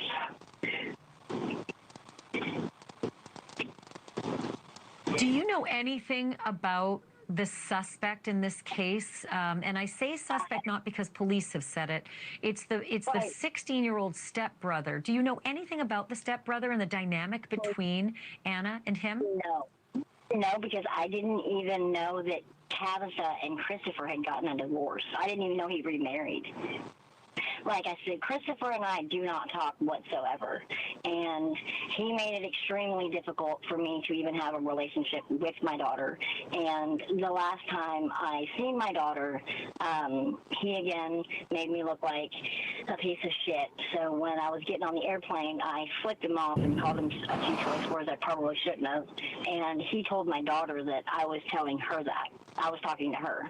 Weird. So at that point, Anna kind of stopped talking to me. So I call her on her birthday and holiday. That's about it. Thank you for watching. Subscribe. I hate this guy. I hate when they end videos like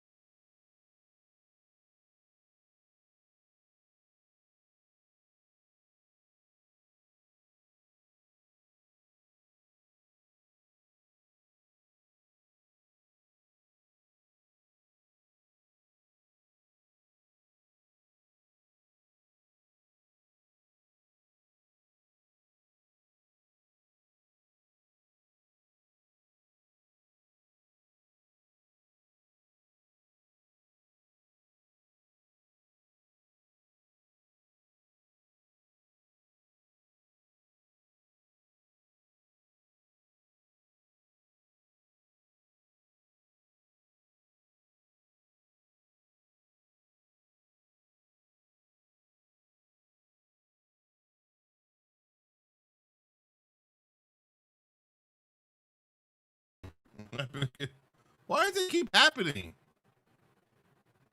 Why does it keep happening? I don't understand. I don't understand. I don't know why it keeps happening. I'm sorry. All right. All right. Her death was ruled a homicide, guys. There's nothing you can do. The death was ruled a homicide. Let me see something.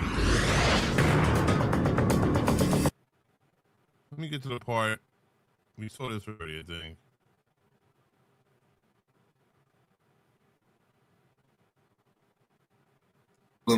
Not for the reasons that maybe Al is expressing that they should have been separated, but there should have been some intervention there where they could have been separated, or people checking on them.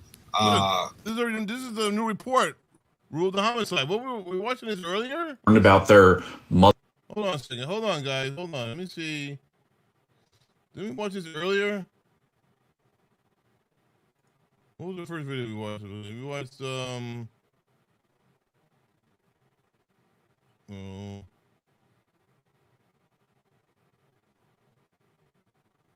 what happened to? I don't know. We didn't watch a different video earlier.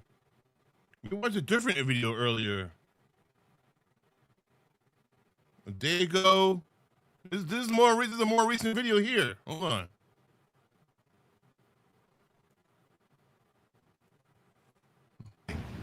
Let's bring in our think tank. Joining us tonight, criminal defense. Different picture than what the grandparents were saying, 2 peas in a pod. That's not 2 peas in a pod. And because I don't know what happened in that room.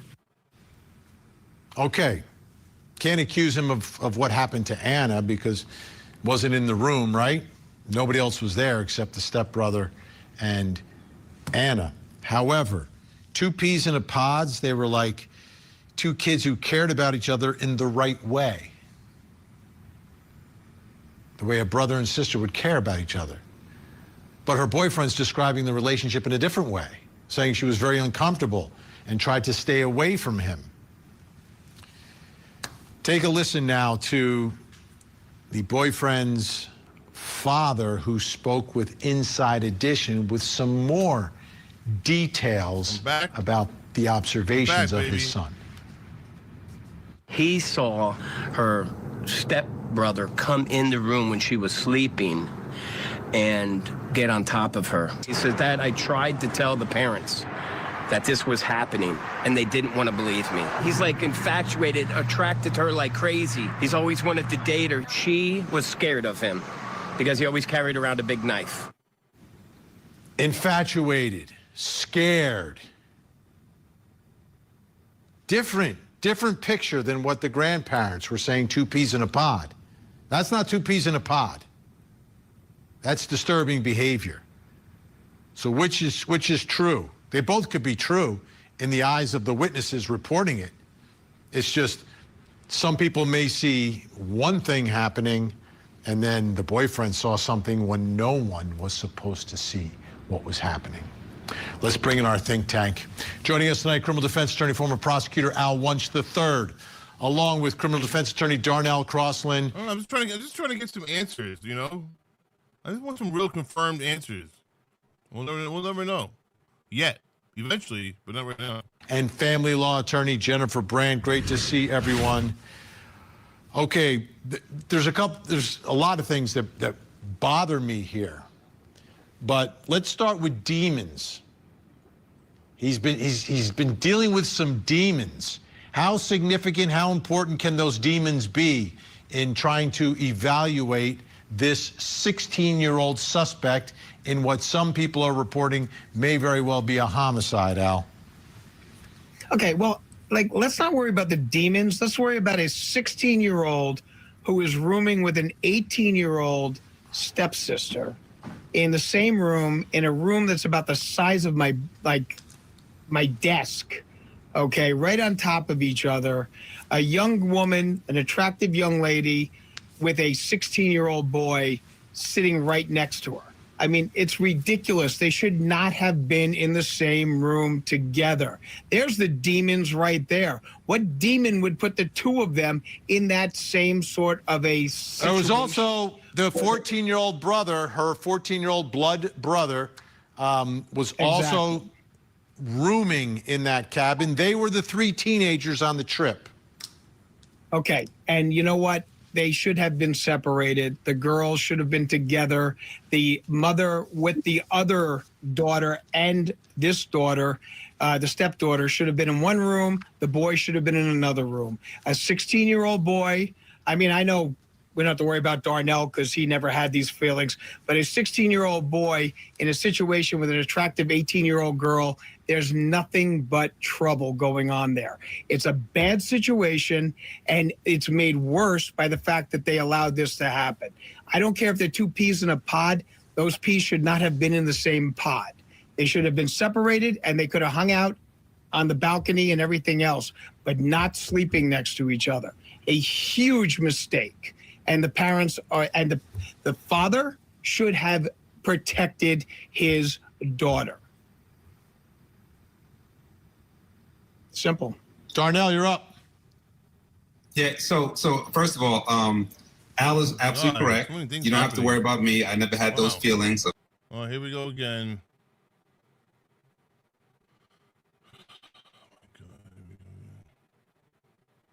We connected, guys?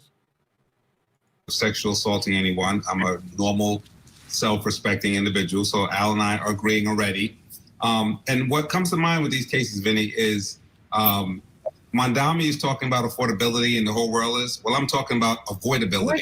We do so many of these cases on Court TV, and you look at this, and before we start investigating who's responsible, it goes back to how could have this been avoided? We're not going to get this young lady back. And so when you hear demons, when you hear he has problems, behavioral problems, not for the reasons that maybe Al is expressing that they should have been separated, but there should have been some intervention there where they could have been separated, or people checking on them. It seems like they've had all the warning signs that something could have happened here. And again, we failed to avoid this tragedy. And I think that's the deeper tragedy. Vinny, I don't agree that just putting them or not putting them in the same room really is the problem here. The problem is a bigger problem. She was fearful of this stepbrother in the past. She had expressed some hesitations or concerns about him. The boyfriend expressed concerns about him. The grandparents said he had demons. So why wasn't... Hey, Ray, can you hear me, Ray? He getting help? Why are they taking him on a cruise and putting him, with her in a situation where there had been problems before? She had expressed some fear before, and it shouldn't be up to an 18-year-old to advocate for herself in a family where there's someone who has some really serious or problematic issues, enough that a grandmother would say that they're demons. So clearly this child, the 16-year-old, should have had help. And they shouldn't be bringing these kids together on a cruise and leaving them sort of unattended in this type of situation. This is a situation that should have been addressed early on before they even got to the cruise. All right, Al, let me get back to the original question that I asked you. The demons, right? He's got some history. We don't know what it is. How significant... Wait, hold on. What did it say? Grandpa Kepner left family dinner on November 6th after telling family she was feeling ill. Right? He's got some history. Right, she was feeling... If your parent, if you tell your parent you're feeling ill, didn't the parents check up on her afterwards? Like, I don't understand. We don't know what it is. How significant can it be in determining what happens to... Dr. Eve, can you hear me, Dr. Eve? Yes or no? Yes or no? Not Dr. Eve. I'm sorry. I meant Ray. Dr. Eve, how you doing? I meant to say hi to you, but I said something else to you. How you doing, Dr. Eve? I didn't mean you. Sorry. I meant Ray. Ray, can you hear me or no? To him, whether he gets charged with a particular charge, whether he gets waived up to adult court, whether he has some sort of psychiatric defense to any of this. How does that... M Theory USA, you change your name? Yes, Rich, just pull up your stream and check yourself. Check myself what, M Theory? What are you talking about? Do you know what I'm trying to do, M Theory? Ray, can you hear me? Potentially impact the prosecution of this case if, in fact, prosecutors believe he's responsible? Well, I would tell you that this is the first I'm hearing about demons. I mean, Vinny, you and I have covered the story with the podcast and other things along those lines, so we've talked about this. Thank you, Jenny. Thank you, Jenny. see demons come up until what's been brought out at this point. I don't see that this kid had any troubled history. I don't see that there's anything that was going on about him is that he was a school problem or he was this, he was that. So, I mean, the demon aspect of it is significant from the standpoint of if he has some psychological issues, that certainly is going to be playing into where we go with regards to charges and whether or not he fully comprehends what was going on at this time. But I have not heard this before. This is the first time I'm hearing this. And if that is indeed the situation, then shame on dad and shame on stepmom for putting them into that type of a position. If they certainly knew about these demons, then he should not have been in the same room as this 18-year-old young lady. He should have been segregated and he should have been chaperoned, and neither which has been done in this case. So regardless of the demons, then you know what? Ray Ray. Hey, Ray Ray, if you can hear me, Ray Ray, why don't you answer me? I've already asked you twice. Do you hear me? You don't respond to me. But why doesn't she say that, Jenny? How come she doesn't respond to me? I'm very confused. And the parents are going to be, the father and the stepmother are going to be the ones to blame. But she said that she can hear me, Dr. Eve. Look at what you, her words are right there. I can't hear him or heard him. Yes, I hear him. But she doesn't respond.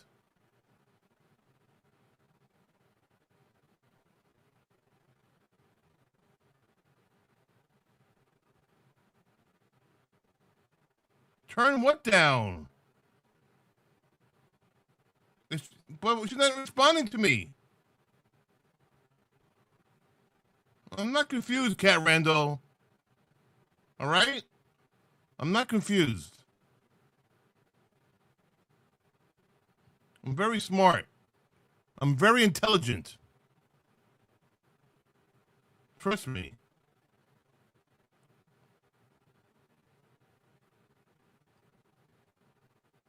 She still hasn't responded to me. Ray Ray, how come you don't respond to me?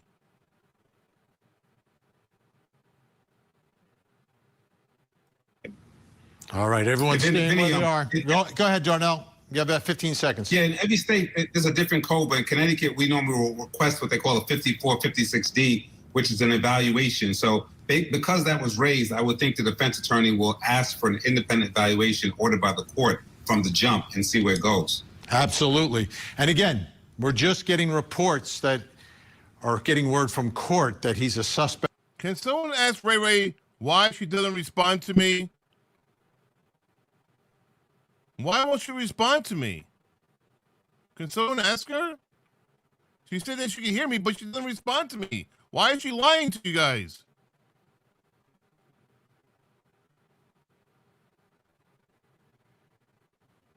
She's not responding to me. She's lying, saying that she can hear me.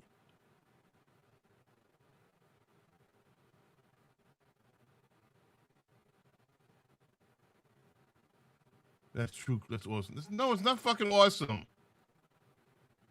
Responding to me would be awesome.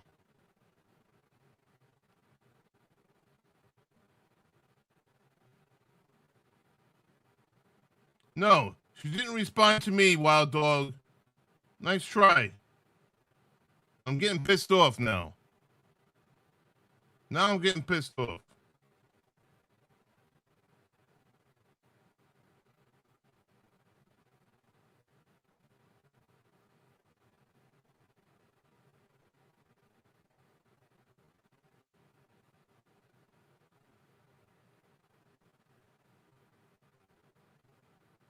Now we're all on the same page. We're all on the same connection. There's no lag.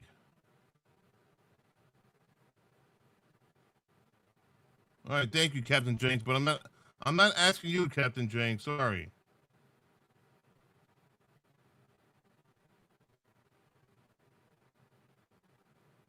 So look what she wrote. I didn't hear him. Jenny, not sure, mute or something. What? Look. What is going on here? What? Ray, can you hear me? What is going on?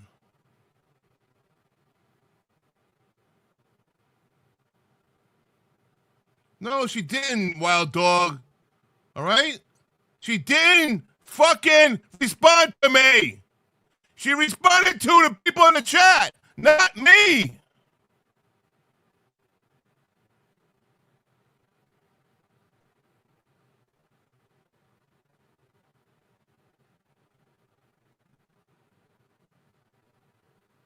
Ray, can you hear me?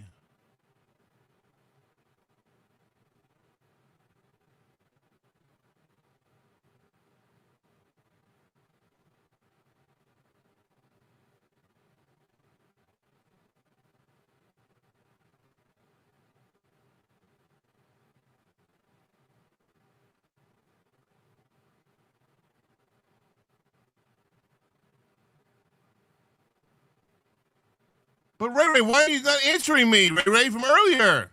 Why don't you answer me?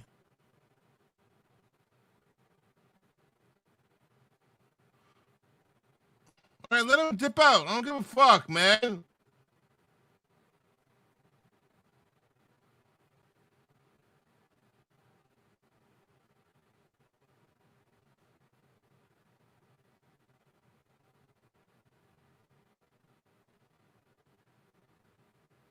Ray. What are you doing, Ray?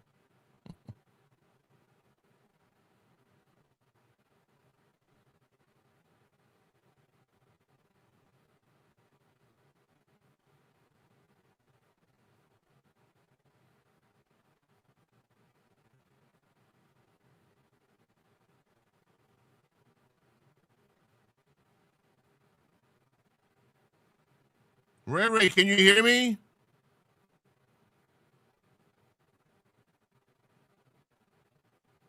Whose connection is bad, Brian? Not mine, that's for sure.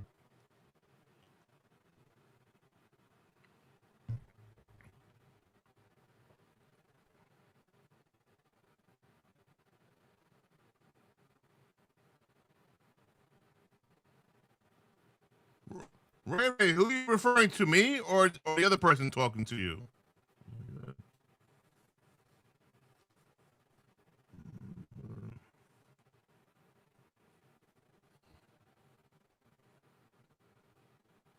I'm going in and out and pixelating? What?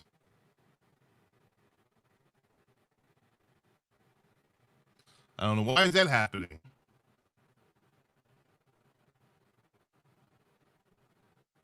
The connection is slow and kind of robot. Really? Let's see. And kind of robot. Really? Why is it happening? And kind of robot. Really? Why is it happening? And kind of robot. Really? Why is it happening? And kind of robot. Really? Why is it happening? And kind of robot. Really? Why is it happeing? For some reason, really? For some reason, it's saying I'm live. For some reason, guys, it says I'm live streaming in low latency. That's the problem, probably. I'm live streaming in low latency. It's not supposed to be low latency. Oh my god.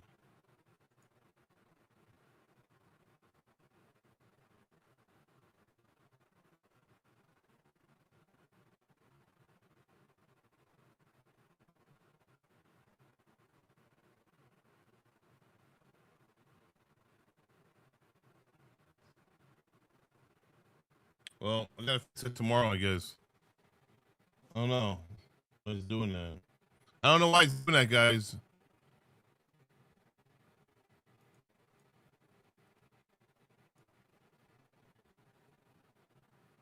Keeps repeating. Now it's looping. What is happening? Can a low latency live stream cause that to happen? Does anybody think that can happen? A low latency live stream? And I can't switch it. I'm already live streaming. I can't switch the light. I can't switch it right now. Because once you start streaming, you can't fix the latency. You have to turn it off and start over.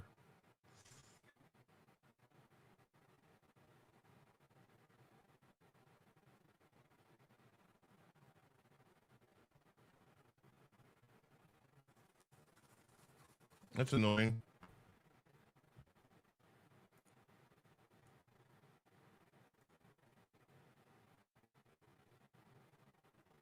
All right. Never mind. Never mind. Of the FBI, and things are moving in that direction. He I never seen this happen either, Dr. Eve. You're right. Me neither. Has not been charged with anything yet. When we return, we're going to take a look at the timeline. What about now? Is it any better now? And some new pieces filling in on that timeline, which has changed a bit based upon new information. Plus, coming up next hour. Tonight on Vinnie Politan Investigates, football players in legal jeopardy. Men who made millions but end up in criminal court. Is there a connection between the sport and the behavior? Tonight, we investigate. The disappearance of mothers were given their own room. Young child. It's Your Honor, it's our understanding that because the cruise was in international waters, that the young child, not the 9-year-old, but the 16-year-old was allowed to drink. The teenagers were given their own room in which to stay.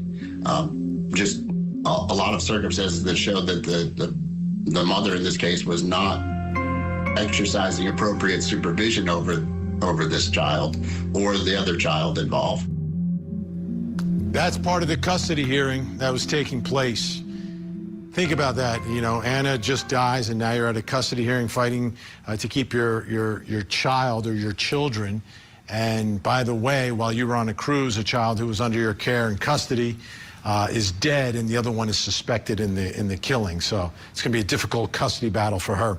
We're learning some more details, and I'm going to go through the updated timeline of events here. And we begin on November 6th. And this is while they're on the cruise. During dinner, Anna tells her family she's feeling ill and goes back to her cabin. Anna's 14-year-old brother and 16-year-old stepbrother, who were also staying in the same cabin, return to the room later. Anna's 14-year-old brother changes clothes and leaves the cabin to take pictures of the cruise ship. The 14-year-old returns and notices that Anna isn't in bed. He presumes she is staying up late with the grown-ups. But take a listen to this. This is from, again, Barbara Kempner, the grandmother's interview with ABC News, giving us a few more details about that timeline. She just said, Mima, I think I'm going to go back to my room for a little bit. I don't feel well. And she must have felt better because she got dressed up and she came down. We were playing in the casino, and she sat down and she played $20. And she didn't win anything. And she said, Mima, I love you guys. I'll see you later. Mima. She'd pop in and out to check in with us. Is that grandmother? And we never saw her again after Does Mima mean grandmother? that. So as we listen to my producer Reed from part of that interview, it seems that she was feeling ill after dinner, but then felt well enough to get dressed and go out, and then came back. That's a new twist in this timeline now, that she wasn't so sick that she was just like down and out. You know, she was feeling well enough that she got back up and went downstairs with Grandma and Grandpa. All right, let's get back to the timeline. We get to November 7th now. The 14-year-old and 16-year-old boys head to breakfast with the rest of the family. Anna doesn't join them for breakfast, and the family realizes that she's missing. Later, a little bit later on, Anna's father, Christopher Kepner, begins searching the horizon. That's the name of the cruise ship. A medical emergency is announced over the PA system. Christopher goes straight to Anna's cabin, where the cleaning crew had just discovered her body crammed under her bed. Now, as we've been talking about, inside that room were the three teenagers. You have Anna, her stepbrother, and her 14-year-old brother. Take a listen. Again, this is our producer reading from Barbara Kepner's interview with ABC News, talking about why they were all there together. The 2 younger girls stayed with the parents, and the 3 teenagers, they decided amongst themselves they wanted to stay in the room together. But we had a larger room, and we made it very clear that at any time, if they weren't getting along, they didn't want to be together, we had an extra bed in our room that they could come to. All right. There was an option to go to another room. Grandparents say they'd given everyone an option. Listen, you can come to our room. We got a big room. It's just the 2 of us, because mom and dad had the 2 girls with them, and then the 3 teens were in this room. Let's bring back in our think tank Al Wunsch. Jennifer Brandt's still with us, having some technical difficulties with Darnell right now. Jennifer, what are your thoughts here? This is kind of this changes the dynamic a little bit, and I'm wondering, the teenagers themselves, according to the grandparents, are the ones who wanted to be together. How does that change the dynamic for you here? It really doesn't change anything, Vinny, because you're, again, putting it on these children, teenagers, to decide what they want to do. Now, most kids would want to stay in a room together. It's probably more fun than staying with grandma and grandpa. They could stay up later. They could talk to their boyfriend. They could do whatever they wanted to do. They're having technical. Who's having technical difficulties too, Eve? Who are you referring to? So it's natural for kids to want to stay together, especially Anna was with her biological brother, and they seemed to get along. It was just the stepbrother, that was sort of the problem. The panel? But that's not a live panel. That's a recorded panel. So it really wasn't for the kids to decide. So knowing that that Anna and her stepbrother had issues, someone, her father, somebody, the grandparents, should have intervened and said, you know what, I think it's best that Anna stay with us, or the stepbrother stay with, somebody else, and mix them around so that these 2 would not be in the same room. Yeah, Darnell, here's I think the problem we're all struggling with. If this tension really did pre-exist and it wasn't just out of nowhere that this 16-year-old allegedly acts up and something happens inside the room, if there's an ongoing issue, and they'd been together in the same house, I believe, for like a year, approximately, is what we're sort of learning secondhand from the boyfriend. Yeah, it's funny. That Weird. No one knew about it. Like, there was weird. no acknowledgement of it, because they certainly, grandma and grandpa are out of the loop on it. They didn't know. Obviously, they're not living in the house, but to me, that would be like a real, it would seem that would. Tomorrow, when I live stream tomorrow, I'm going to make sure I put normal latency, not slow latency. I have good internet speed in my house. Almost that 1 million download speeds and upload speeds, so it shouldn't happen. That shouldn't happen. It would be obvious at some point, if you're all living in the same house and there's this extreme tension between the 18 and 16-year-old. This is a hard one to call, because over the course of cases that we've covered on Court TV, there's been this escalating idea, and even to a legal theory of whether parents should be held responsible for, say, a kid taking a gun to school or et cetera. The idea here is whether the parents should have known or saw something and should have done something.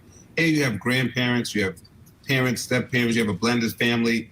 And unless there's something that's violent in this kid's history, I don't like a demon so much. Like a demon? Like, Yeah, it keeps coming back to my original question, doesn't it, Darnell? Like, isn't that the key to the whole thing here? Yeah, but you can't see demons. I mean, I'm on a show with a demon every week, every Monday. And, we can't just call 911 because Al's with us. We just have to deal with it. But what I'm saying, Al, Darnell, what I'm saying is there's some history that even grandma and grandpa knew about, which means everybody knows about it. He was dealing with some demons, okay? Like, you could say he had some issues is one thing, but dealing with demons is much stronger language. Much stronger language. Yeah, but could that lead you to him using drugs, skipping school to not being focused. Violence is different. If you have violent tendencies, then that's different than if you had demons that demons is dark. I get it, but is it dark and gothic dark, or is it violent? So I'm not sure. We should speak to a demon expert. Al might want to weigh in on this. Wrong. I think it was something wrong with Darnell. I mean, she said he was dealing with demons. He wasn't missing school or drugs. Maybe drugs, but something there for a grandmother to say that he, had his demons. You just don't put someone with demons in with, his stepsister when she's sleeping at friends' homes. So, I mean, the parents definitely knew that she was stepping out at night and sleeping at other homes because she was scared. Al, wrap this up for us. Well, Ben, I got to tell you something. If you take a look at this situation, and anytime you've got someone who's dealing with demons, I don't want them with my 18-year-old daughter. And that's what should have been done in this case. There was no reason for them to be rooming together. I mean, I understand that. Let me ask Al, just taking it next level. Is there anything that could have been in his past that would then put legal liability on the parents? Is there anything in this 16-year-old's past, if they knew about it, that could put them in legal jeopardy? Or is it just a matter of making a call? It was a bad call, but they're not breaking any laws. If he has been involved in any type of sexual assault or any type of a situation where he has been stalking or anything along those lines, any young lady in his class or that are in his school, anything along those lines would certainly then raise the curtain as to liability on the parents if they were certainly aware of that. And that could certainly be a type of demon one would be talking about. It is something that would be concerning for anyone under those circumstances. So in that respect, if he's got that past history where he has been stalking or he has been, assaulting or touching inappropriately any young woman or any woman was. Cat Randall, man, thank you very much for your gifted membership to Enchanting Glow. Enchanting Glow, welcome to the Real Life True Crime Enthusiast Soothing Family, where we discuss true crime and other matters here. Thank you for being here, and welcome to the crime family. Thank you very much. Cat Randall, bro. Run that shit. Where are my sound effects? Oh, Lord. My sound effects are open. Wow. Oh, my God. All right, where's my sound? Sound, is it here? Where's my sound effects? Here.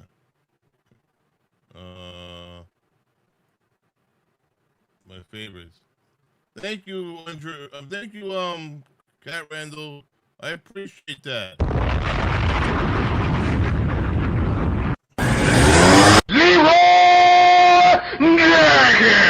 Thank you, bro.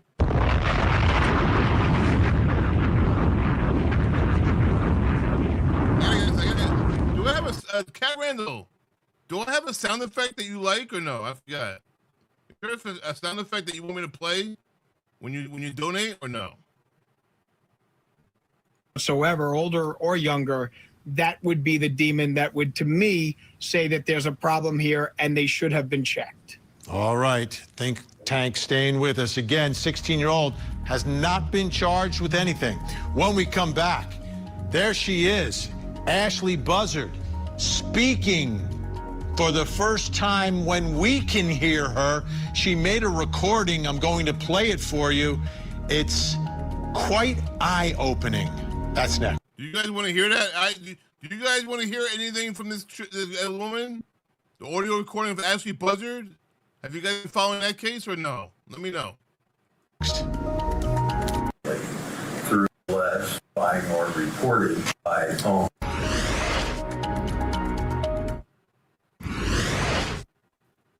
You are ordered to have no contact with Tyler S. Brewer. You are not to buy, own, or possess firearms or ammunition. You are not to attempt to dissuade him from testifying or reporting. You're ordered not to harass, molest, annoy, exert coercive control. You're to have no contact. No contact. Jenny, I like how you call him Mr. Car Rental. Cat Randall, Car Rental. Contact made telephonically, electronically, through a third party other than through your attorney of record. You are to stay 150 yards away from home, workplace, and vehicle. And I've asked the people to provide the appropriate That's the new orphan nanny. exclusion zone information. Prohibited conduct may be recorded. This is a temporary order during the pendency of this case. That case is over now, so all that is dropped. It was a charge of false imprisonment, a complaint by Tyler Brewer, who was a friend of hers, and the judge, after the hearing, dropped those charges, dropped the restraining order, everything. It's all gone. But while it was happening, she made a recording. I want to remind you, by the way, it's been 48 days since Ashley's daughter, Melody Buzzard, was last seen. Wow. 48 days. It's a long time. What is going on? Anyhow. That's a long time. I want you to take a look at, or take a listen to the recording that was made. This recording was made as Tyler Brewer is inside Ashley's house, and this is while Melody is missing. But it's not so much about whether false imprisonment is taking place. To me, it's about what's the state of mind of Ashley Buzzard. Does she sound like someone who is like checked out, like is not making any sense? Or does it sound like someone who knows exactly what she's doing? Take a listen. Take a listen. And I can't trust you when you're lying. You're flat out lying. You're a really good liar. Like, Tyler. Tyler. I'm definitely not Tyler, trying to deceive. Be quiet and listen, please. Look at me. Like, I'm an intelligent woman. I'm 40 years old. You deal with legal stuff. Like, who are you kidding? Tyler. I can only tell you my perspective. Listen, I'm not trying to be disrespectful. I understand. And you need a reality check. You need a reality check. If this is on media news, like news talk shows, they're going to be seeing you, they're going to be interested in you. You have to understand that I'm aware, whether you want to admit it or not, you want the attention. I don't want the attention. There is absolutely no way in hell that you are not bipolar or have an extreme issue. If you don't realize what you're doing is false advertisement, and there are real legal ramifications, I don't know how you honestly are not worried about being put in jail. I will like to leave at this moment. Since you're leaving in an uncomfortable way, I want the keys to my house they're right there. And the storage. Right there. Nobody else has keys, is that correct? Yes, ma'am. No one else has keys. Tyler, genuinely, if you've been here, genuinely to help, I appreciate it. The lies are a lot. And especially if you are genuine and trying to help in your own way, you should be very concerned if they recognize you, because anyone else, like running for district, it doesn't add up. I'm not threatening you, but I'm saying, like, I'm not threatening you at all. I'm trying to help as a friend because I feel like it has to be bipolar or something. But I don't think you're grasping the level of online things that don't make sense. No, I understand where you're coming from. At this moment, I would like to leave. And I'm more than receptive if you want to call or text me. How do I send you the money of the receipts for the I'm copies? not concerned about any of that. But I'm still very receptive. Should you want to call me or text me? But I've done nothing intentionally to be deceitful. All right, the conversation itself is a little like, I don't know, a little bizarre. But just listening to her, Sounds like she is very aware of what she's doing, at least to me. Now, check this out. News Nation captured this video on Friday of Ashley Buzzard loading moving boxes into a U-Haul. Where's she off to? What is going on here? She's out. She's This is town. unreal. Let's bring back in our think tank, Al. Watch Darnell Cross and Jennifer Brandt. She's leaving. Here we are, Al. Like, nothing's happening. I mean, at first I was thinking, okay, she's like totally like out of it, like she's, you know, oblivious to the real world. No, she sounded like tuned in that conversation, and she recorded it and used it as evidence to get herself set free. I mean, she's not, I don't think she's stupid. I don't think she's, you know, in some sort of mental state that she is oblivious to the real world. Crazy. Well, you know, you're right. I mean, she did come across as like she's definitely baiting, and she's definitely moving down a path, and she was able to, you know, smart enough to figure out to tape it and to walk that line down to what she got, what she wanted, which was to get out of that other charge. But Ben, the conversation was not a normal conversation. Her accusations, her comments, her things along those lines. I mean, I'm reminded of you know, what a good friend of mine once said, Ian Hunter, that you're never alone with a schizophrenic. And in that kind of a situation, she, you know, anytime somebody keeps saying you're bipolar, you're this, you're that, it's generally turning the attention back to them, okay? Because they're the ones that have the doubts. They're the ones that have the issues, not necessarily the person that they're speaking to. And in this case, that gentleman was, you know, placating her and, you know, trying to calm her down and everything along those lines. But the bottom line is this: there's 48 days that this young woman is missing. Why is there not something more being done on her? Why is there no pressure on her? And why is she putting boxes into a car? You're right. Where is she going? The bottom line in all of this is that we've got a missing Melody Buzzard. 48 days. That's what, October 7th. Since that time, she has been missing. And that it needs to be addressed. And this woman needs to be pressed as to that. But yeah, nothing's happening, Darnell. Nothing is happening.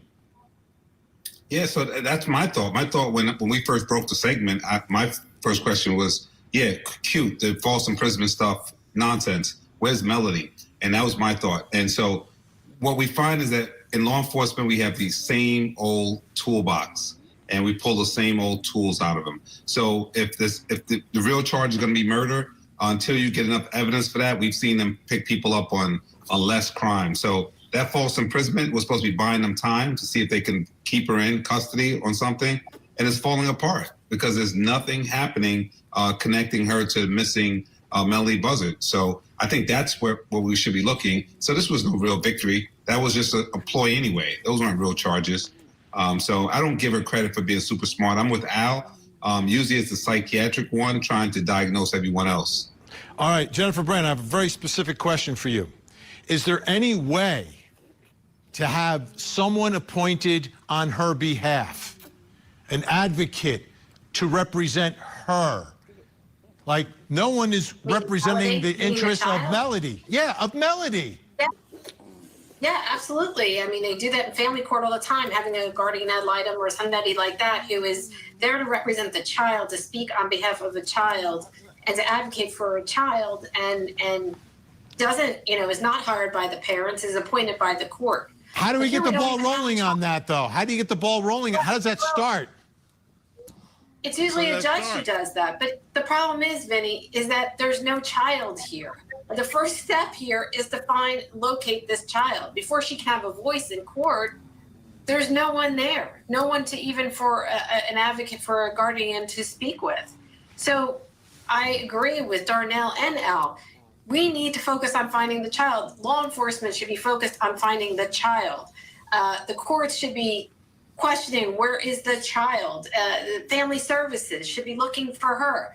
It seems like they're doing other things, but the focus is not on Melody, and that's where it needs to be. And this investigation needs to be moving forward to find her. And just on that same line, so Jennifer is absolutely correct. So just so the listeners can understand how this works, depending on the age of the child, they can be an attorney appointed for the child. And that person is a direct advocate for the child, what the child wants. There's no child to express that. The guardian ad litem speaks in what's in the best interest of the child. And so there's two different roles, but we still need the missing ingredients. Oh, that's the whole thing. Someone needs to get in court and say, hey, somebody please come find my client. But that's not happening. We're out of time. We're out of time. We're out of time. We're out of time. We're always out of time. We're out of time. That's all I can say. Al Wunsch, Darnell Cross, and Jennifer Brand. Horrific, Jennifer. The conversation continues. When we come back, something else you need to know tonight, plus coming up next hour. Tonight on Vinnie Politan Investigates, football players loved by millions getting into legal trouble, men who've made millions but end up in criminal court. Is there a connection between the sport and the behavior? Tonight, we investigate. Join Court TV's Vinnie Politan with the latest Marathon Central. Flight fight. Who is that? That's Flight fight. Real Housewives of Atlanta star Portia Williams involved in some sort of an altercation on a Delta flight. A woman involved in that altercation accused Portia of assaulting her. Body cam video shows Portia Williams telling police exactly what happened. Let's take a look at the video. The Instagram was on, and she told me, am I going to have to listen to that? And I said, well, do you want to? And she said, no. I said, okay. And then I said, well, you know, it was a nicer way you could have said that, you know? And then she says, what she said, you don't talk to me. And I was like, are you okay? From that point on, she said, who the you think you are? And so I said, oh, no. I said, y'all need to get her out of here. Please get her away from me. And so then when she, she tried to take her phone to record, and she drops her phone on the floor. She's like, you hit me. Oh my God. You hit me. You just hit me in my face. Oh my God. I'm pressing charges. I want you to be in jail and all. And I'm like, what's happening? So the stewardess. So her phone dropped on the floor. You didn't slap the phone from my hand? No. Okay. So you're telling me there was nothing physical? No. It was just verbal? Yeah. Okay. After a federal investigation, Portia was cleared of any wrongdoing. All right, take a look at your screens. We have a missing child who needs your help tonight. This is Catalina Nearing, missing out of Las Vegas, Nevada, 17 years old. If you see Catalina, pick up the phone, make a call, make a difference, 911, 1-800-THE-LOST, or you can call the Las Vegas Metro Police. Numbers on the screen. Don't go anywhere. We have another hour of live true crime. Vinnie Politan Investigates is next. In the meantime, please don't forget to hug the kids. It is Vinnie, that is Vinnie Baton. All right, anyway. All right, guys, I want to look at this police chase here. Hold on. There's a, not really a police chase. It's called a foot chase. A foot chase. A stolen van, suspect runs away from police after pursuit. Let's check it out. This happened today, 4 hours ago. I was sleeping. Unfortunately. Where the suspect just got out of the vehicle, bailed from this stolen van, and now police right now are trying to locate the suspect here. So they ditched out on the vehicle and now try to make it a foot pursuit here. So we are going to be continuing to follow this for you. As long as we have these Skyfox images, we'll stay on it until they have a suspect in custody. You see the police now trying to locate where this person went to right after bailing from this stolen van here. So the Skyfox is up. They also have their chopper up trying to locate the suspect. And again, we continue to always bring you the top stories here, live feeds as they're happening. It looks like we have Fox 11 Los Angeles. They just started to bring their viewers into this. Let's join their coverage right now. Off on foot, police are now converging in that area in Whittier. Coming up, terrifying moments. All right, they are going to dump out of it. We'll dump back in. Let's go and see what we can see from Skyfox images right now, continuing to try to locate where that suspect is here. And it looks like they're going down this little ravine here. And you can see the police do have their weapons out. They are trying to see if they can locate this person inside the brush area. So again, we are going to be keeping an eye on this. As long as we have the feed, we'll stay on it for you until the suspect is arrested. But again, you just never know what's going to happen here on Live Now from Fox. We go from international events. We just had a breaking news event here from Southern California. We take it to you as it is happening. So this is a shot here of the police trying to locate the suspect after this police chase, where the suspect said, okay, enough's enough. They're going to bail out and try to make it a foot chase here. But now it doesn't seem like they got too far here, because the police are really taking their efforts here in this brush area down the ravine that from the vantage point that we can see right now. A little hard to see all the actions going on because of nightfall in Southern California, but we're showcasing the best that we can from the images that we are getting right now of this active look for a suspect right now. And you see the different police that are on the ground here with their flashlights trying their best right now in this darkness to locate where this person went after bailing out. The suspect left the vehicle, ditched out, and now we are waiting for confirmation that the police have the suspect in custody. But you can see the flashlights continuing to really try to track down where this person may have went to. So great vantage point here that Sky Fox is giving us right now, and we are keeping an eye on it for you on all different angles right here. As more information will come in, we will pass that along to you. But again, we are just seeing these live raw images come in from courtesy of our friends of Sky Fox high up in the air right now. But again, another look here as the police using their flashlights trying to see where this person may have dumped out at and ran off to in this brush area. Hard to see in the dark, obviously, and police trying their very best. We'll see if they have a canine on the scene as well in just a little bit. We'll be keeping an eye on all of the different elements as they come in. And if we get more details from police, we'll be sure to pass that along to you as well.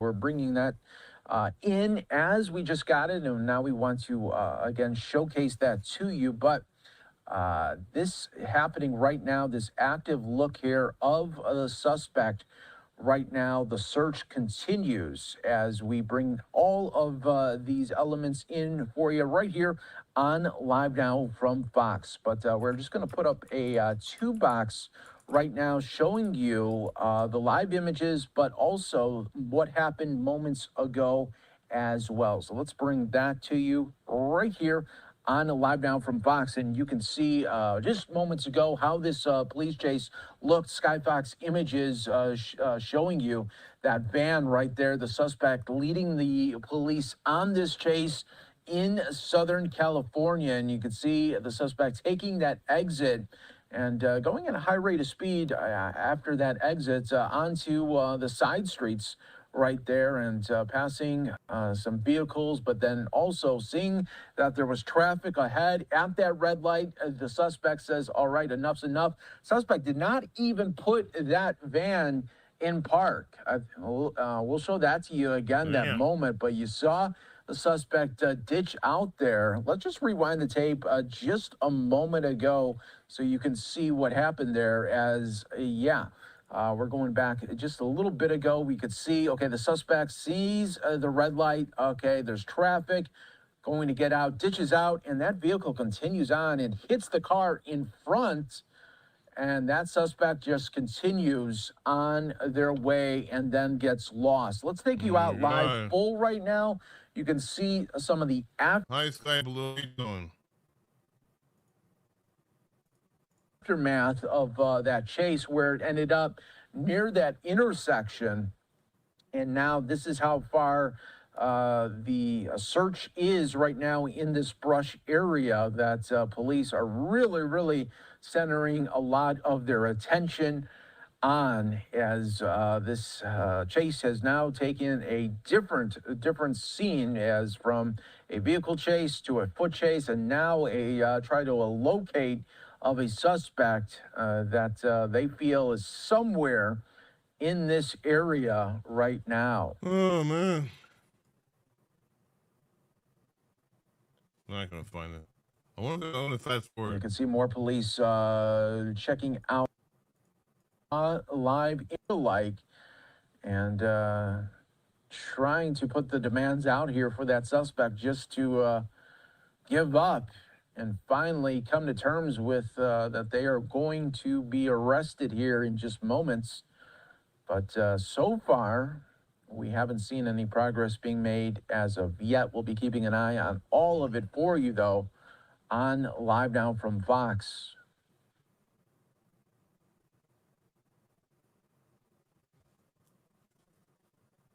It's crazy.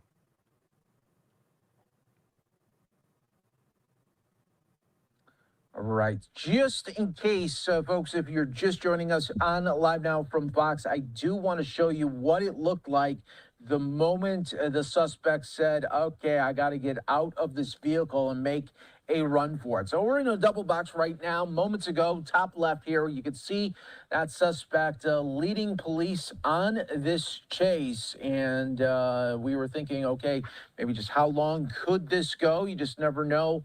In Southern California, they've been known to go for long stretches of at times, but that suspect getting off the freeway there and then taking this exit and then finding that Southern California traffic, especially as we are just a couple of days away from Thanksgiving, and then the suspect bails out of the vehicle, and we're going to just follow it for as long as this tape goes right now.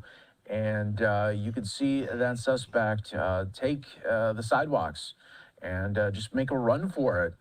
But Sky Fox was over it the whole time. But let's see the moment where we start to lose the suspect. That'll be interesting, too, to showcase to everyone. And then, of course, on the right, you are looking at a live image trying to locate that suspect as well. But that suspect continued on for another couple of blocks. You can see crossing this street now and continuing on, not really looking around to see if anyone was tailing him, but again, just continuing to push through the different areas in this neighborhood and trying to see, okay, where can I hide out possibly and try to evade the chopper who... Yeah, Jenny, have a 4-day weekend, girl. Tomorrow's my last day.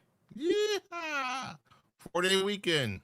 No doubt they hear high up above as this person continues on right now, but you can see goes under the underpass, it looks like, and that looks to be maybe the moment where Sky Fox as well as police lose the suspect. So that is where that moment happens. You can see police stopping right there as well. And that is when they got out of their vehicles and then began the search as well. They went right under the roadway here into this underpass. And they were quickly on the scene here. So that was pretty interesting too, that we were able to see that. But again, they were pretty quick to come to the area, but so far it doesn't look like police have that suspect right now. Let's go back out live right now, full on it, and we can just show you again. Flashlights continue to try to locate where this person went.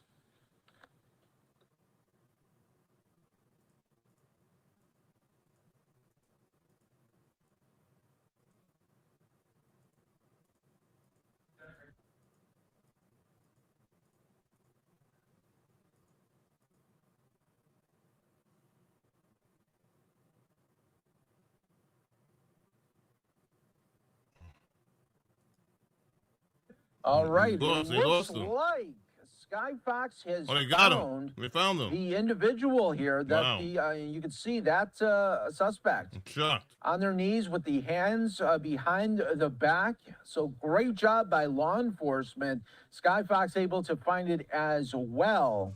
And suspect there on his knees right there with his arms behind his head and giving up right now. So he said enough's enough.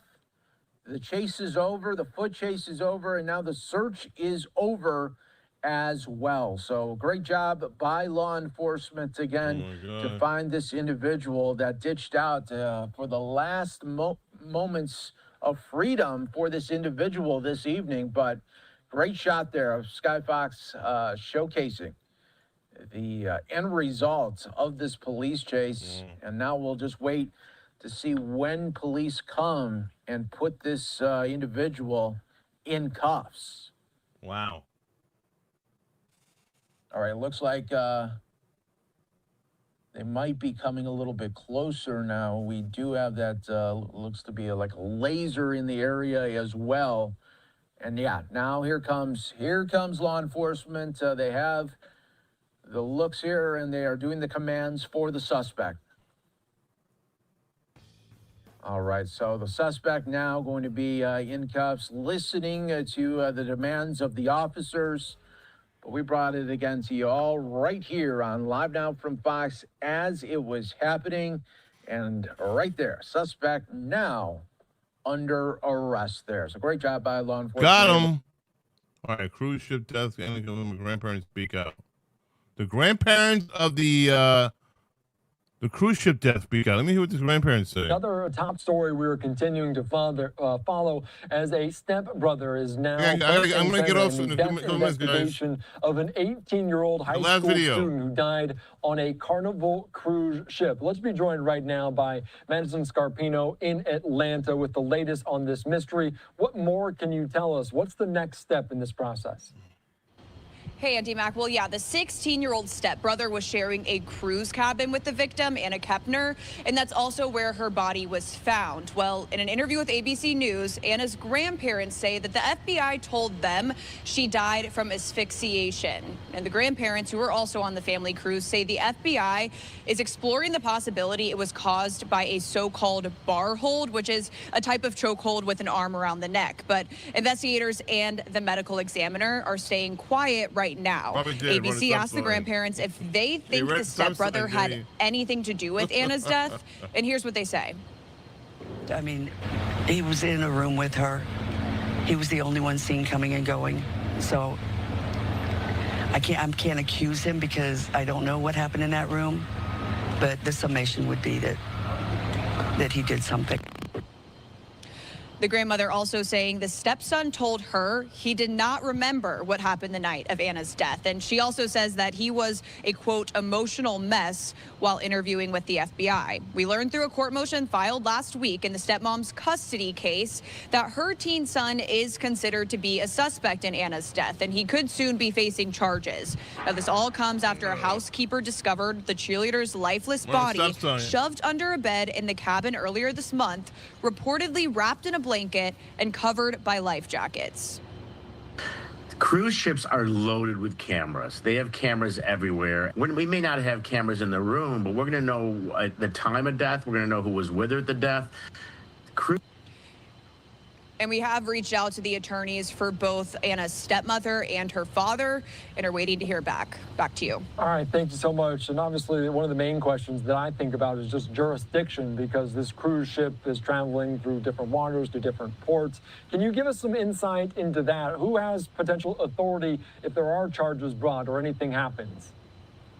So because, as you mentioned, this did happen supposedly on international waters during that Carnival cruise ship, it would be the FBI handling this investigation. And since all the signs are pointing towards the 16-year-old being the suspect, the fact that he's a minor probably is playing into the fact that we still have not seen any charges yet, if he is in fact charged with this crime. Correct. Yeah, there's a lot of potentially finger pointing out there for this. What is Carnival Cruise saying about this? Have we heard any statements? Are they being cooperative with authorities? So Carnival Cruise, in the beginning when this happened, they told us that they are fully cooperating with the Miami office of the FBI. As I mentioned, they are the ones handling the investigation, and they seem to kind of point all the questions back towards the FBI. But they are acknowledging that this happened on one of their ships. All right, very good. Obviously, we're going to keep our eyes on ears for any developments in this case. Madison, I appreciate your time, your insight, your reporting. You're on Live Now. Wow. Crazy. All right, one more video, guys. This is a video from the eerie sounds from approaching pyroclastic flow at Semeru volcano. This is from November 19th, 2025. I don't know what's going on. Some type of, I don't know what's happening over here. Does anybody know what's going on over here? Look at that. That's pretty crazy. Wow. That's scary.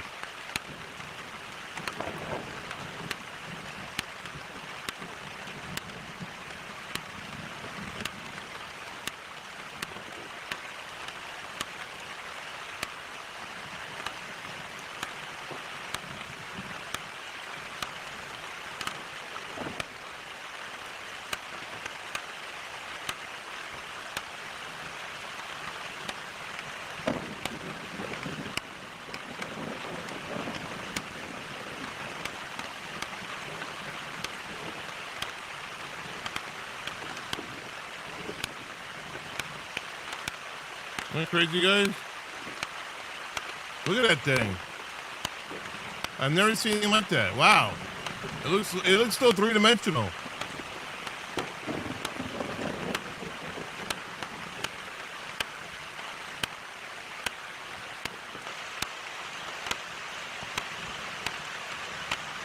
Where is this? It's on let me see. Indonesia, Mount Semeru. Indonesia. It's in Indonesia.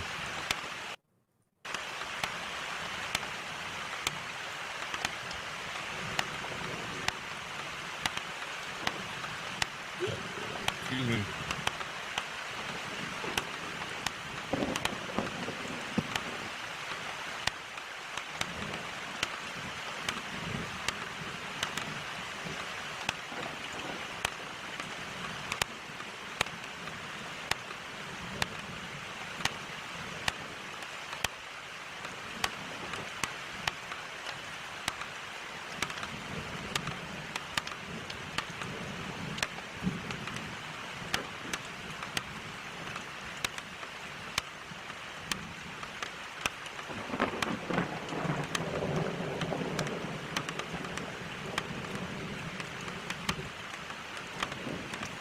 Crazy.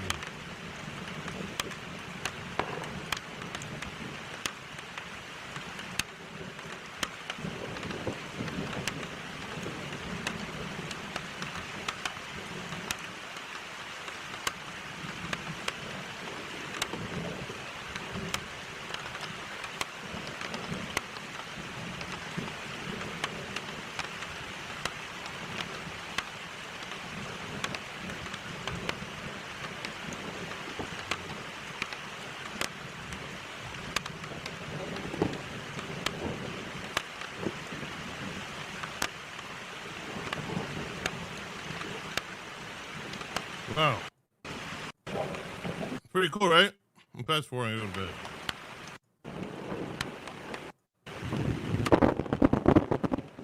It is amazing, right? Right, Sean? You're welcome, Kate Blue.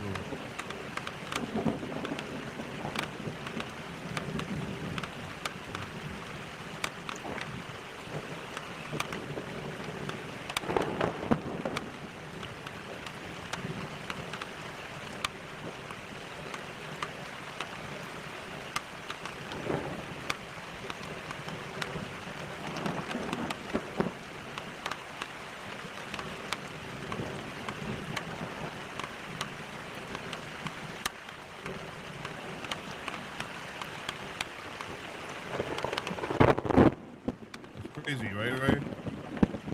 Ray, you think it's crazy, Ray? That's my question to you, Ray Ray. Let's see if she responds. Let's see if she responds to me.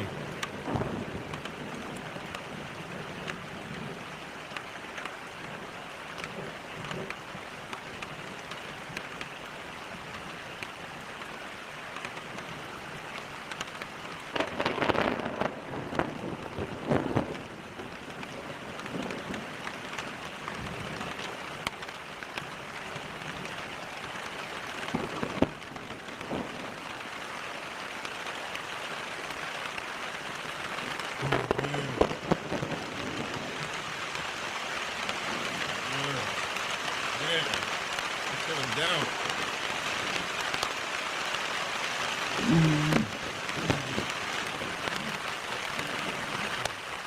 Wow. That's crazy. That's crazy, guys. That's crazy. It looks like a big storm and everything. See? Ray Ray never responded to me. She can't hear me. Her hearing is still fucked. Guys, I gotta go to work in the morning. I gotta go. I'll see you guys tomorrow night. Wednesday night. I'll see you guys tomorrow night, guys. Everybody, I love you all. Thank you for being here tonight. I appreciate that. The time flies by. It's been almost 3 hours already. So I'll see you guys tomorrow night. Bye. I'm sorry. I gotta go to work. I'm sorry. I gotta go to work.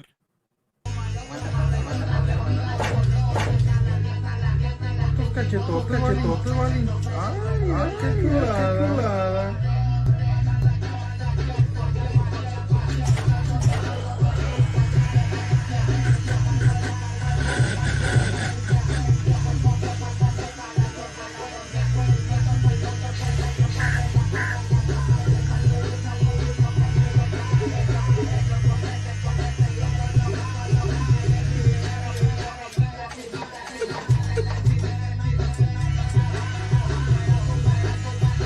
So Brian.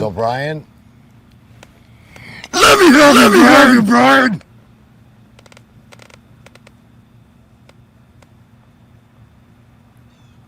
What did you do? You're living it every night, aren't you, boy? Turn yourself in, Brian. Once in your life, be a man. You like what he's doing?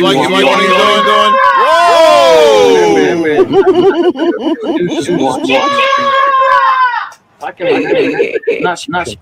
She was just watching. Remember, she was doing that. I was just saying she was talking. Got it. But she was mainly watching pop.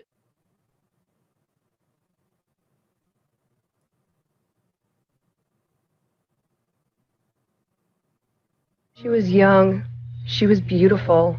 She was chasing her dreams. She was excited. She was hopeful. She was in love. She wanted a partner. She wanted support. She wanted to be cherished. She trusted him. She was anxious. She was overwhelmed. She took responsibility. She was scared. She was manipulated. She was abused. She didn't deserve this ending. She didn't deserve the abuse. I will say her name. I will share her story.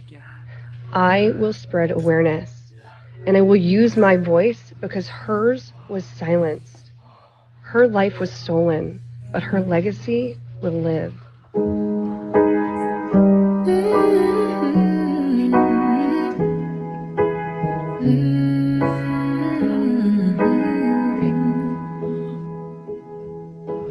Yelling at the sky, screaming at the world. Baby, why'd you go away? I'm still your girl. Holding on too tight, head up in the clouds. Heaven only knows where you are now. How do I love again? How do I trust again? I stay up all night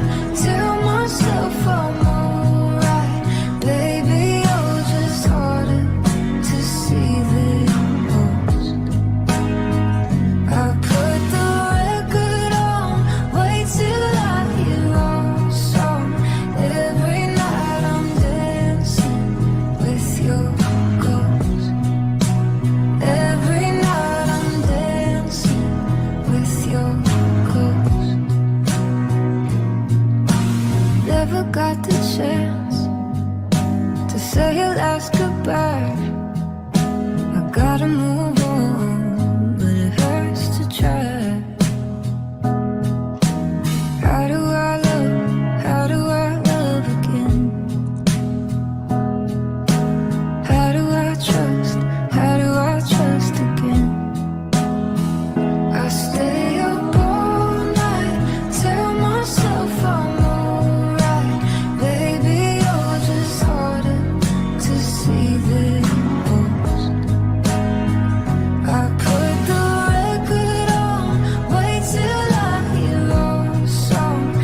Every night I'm dancing with your ghost.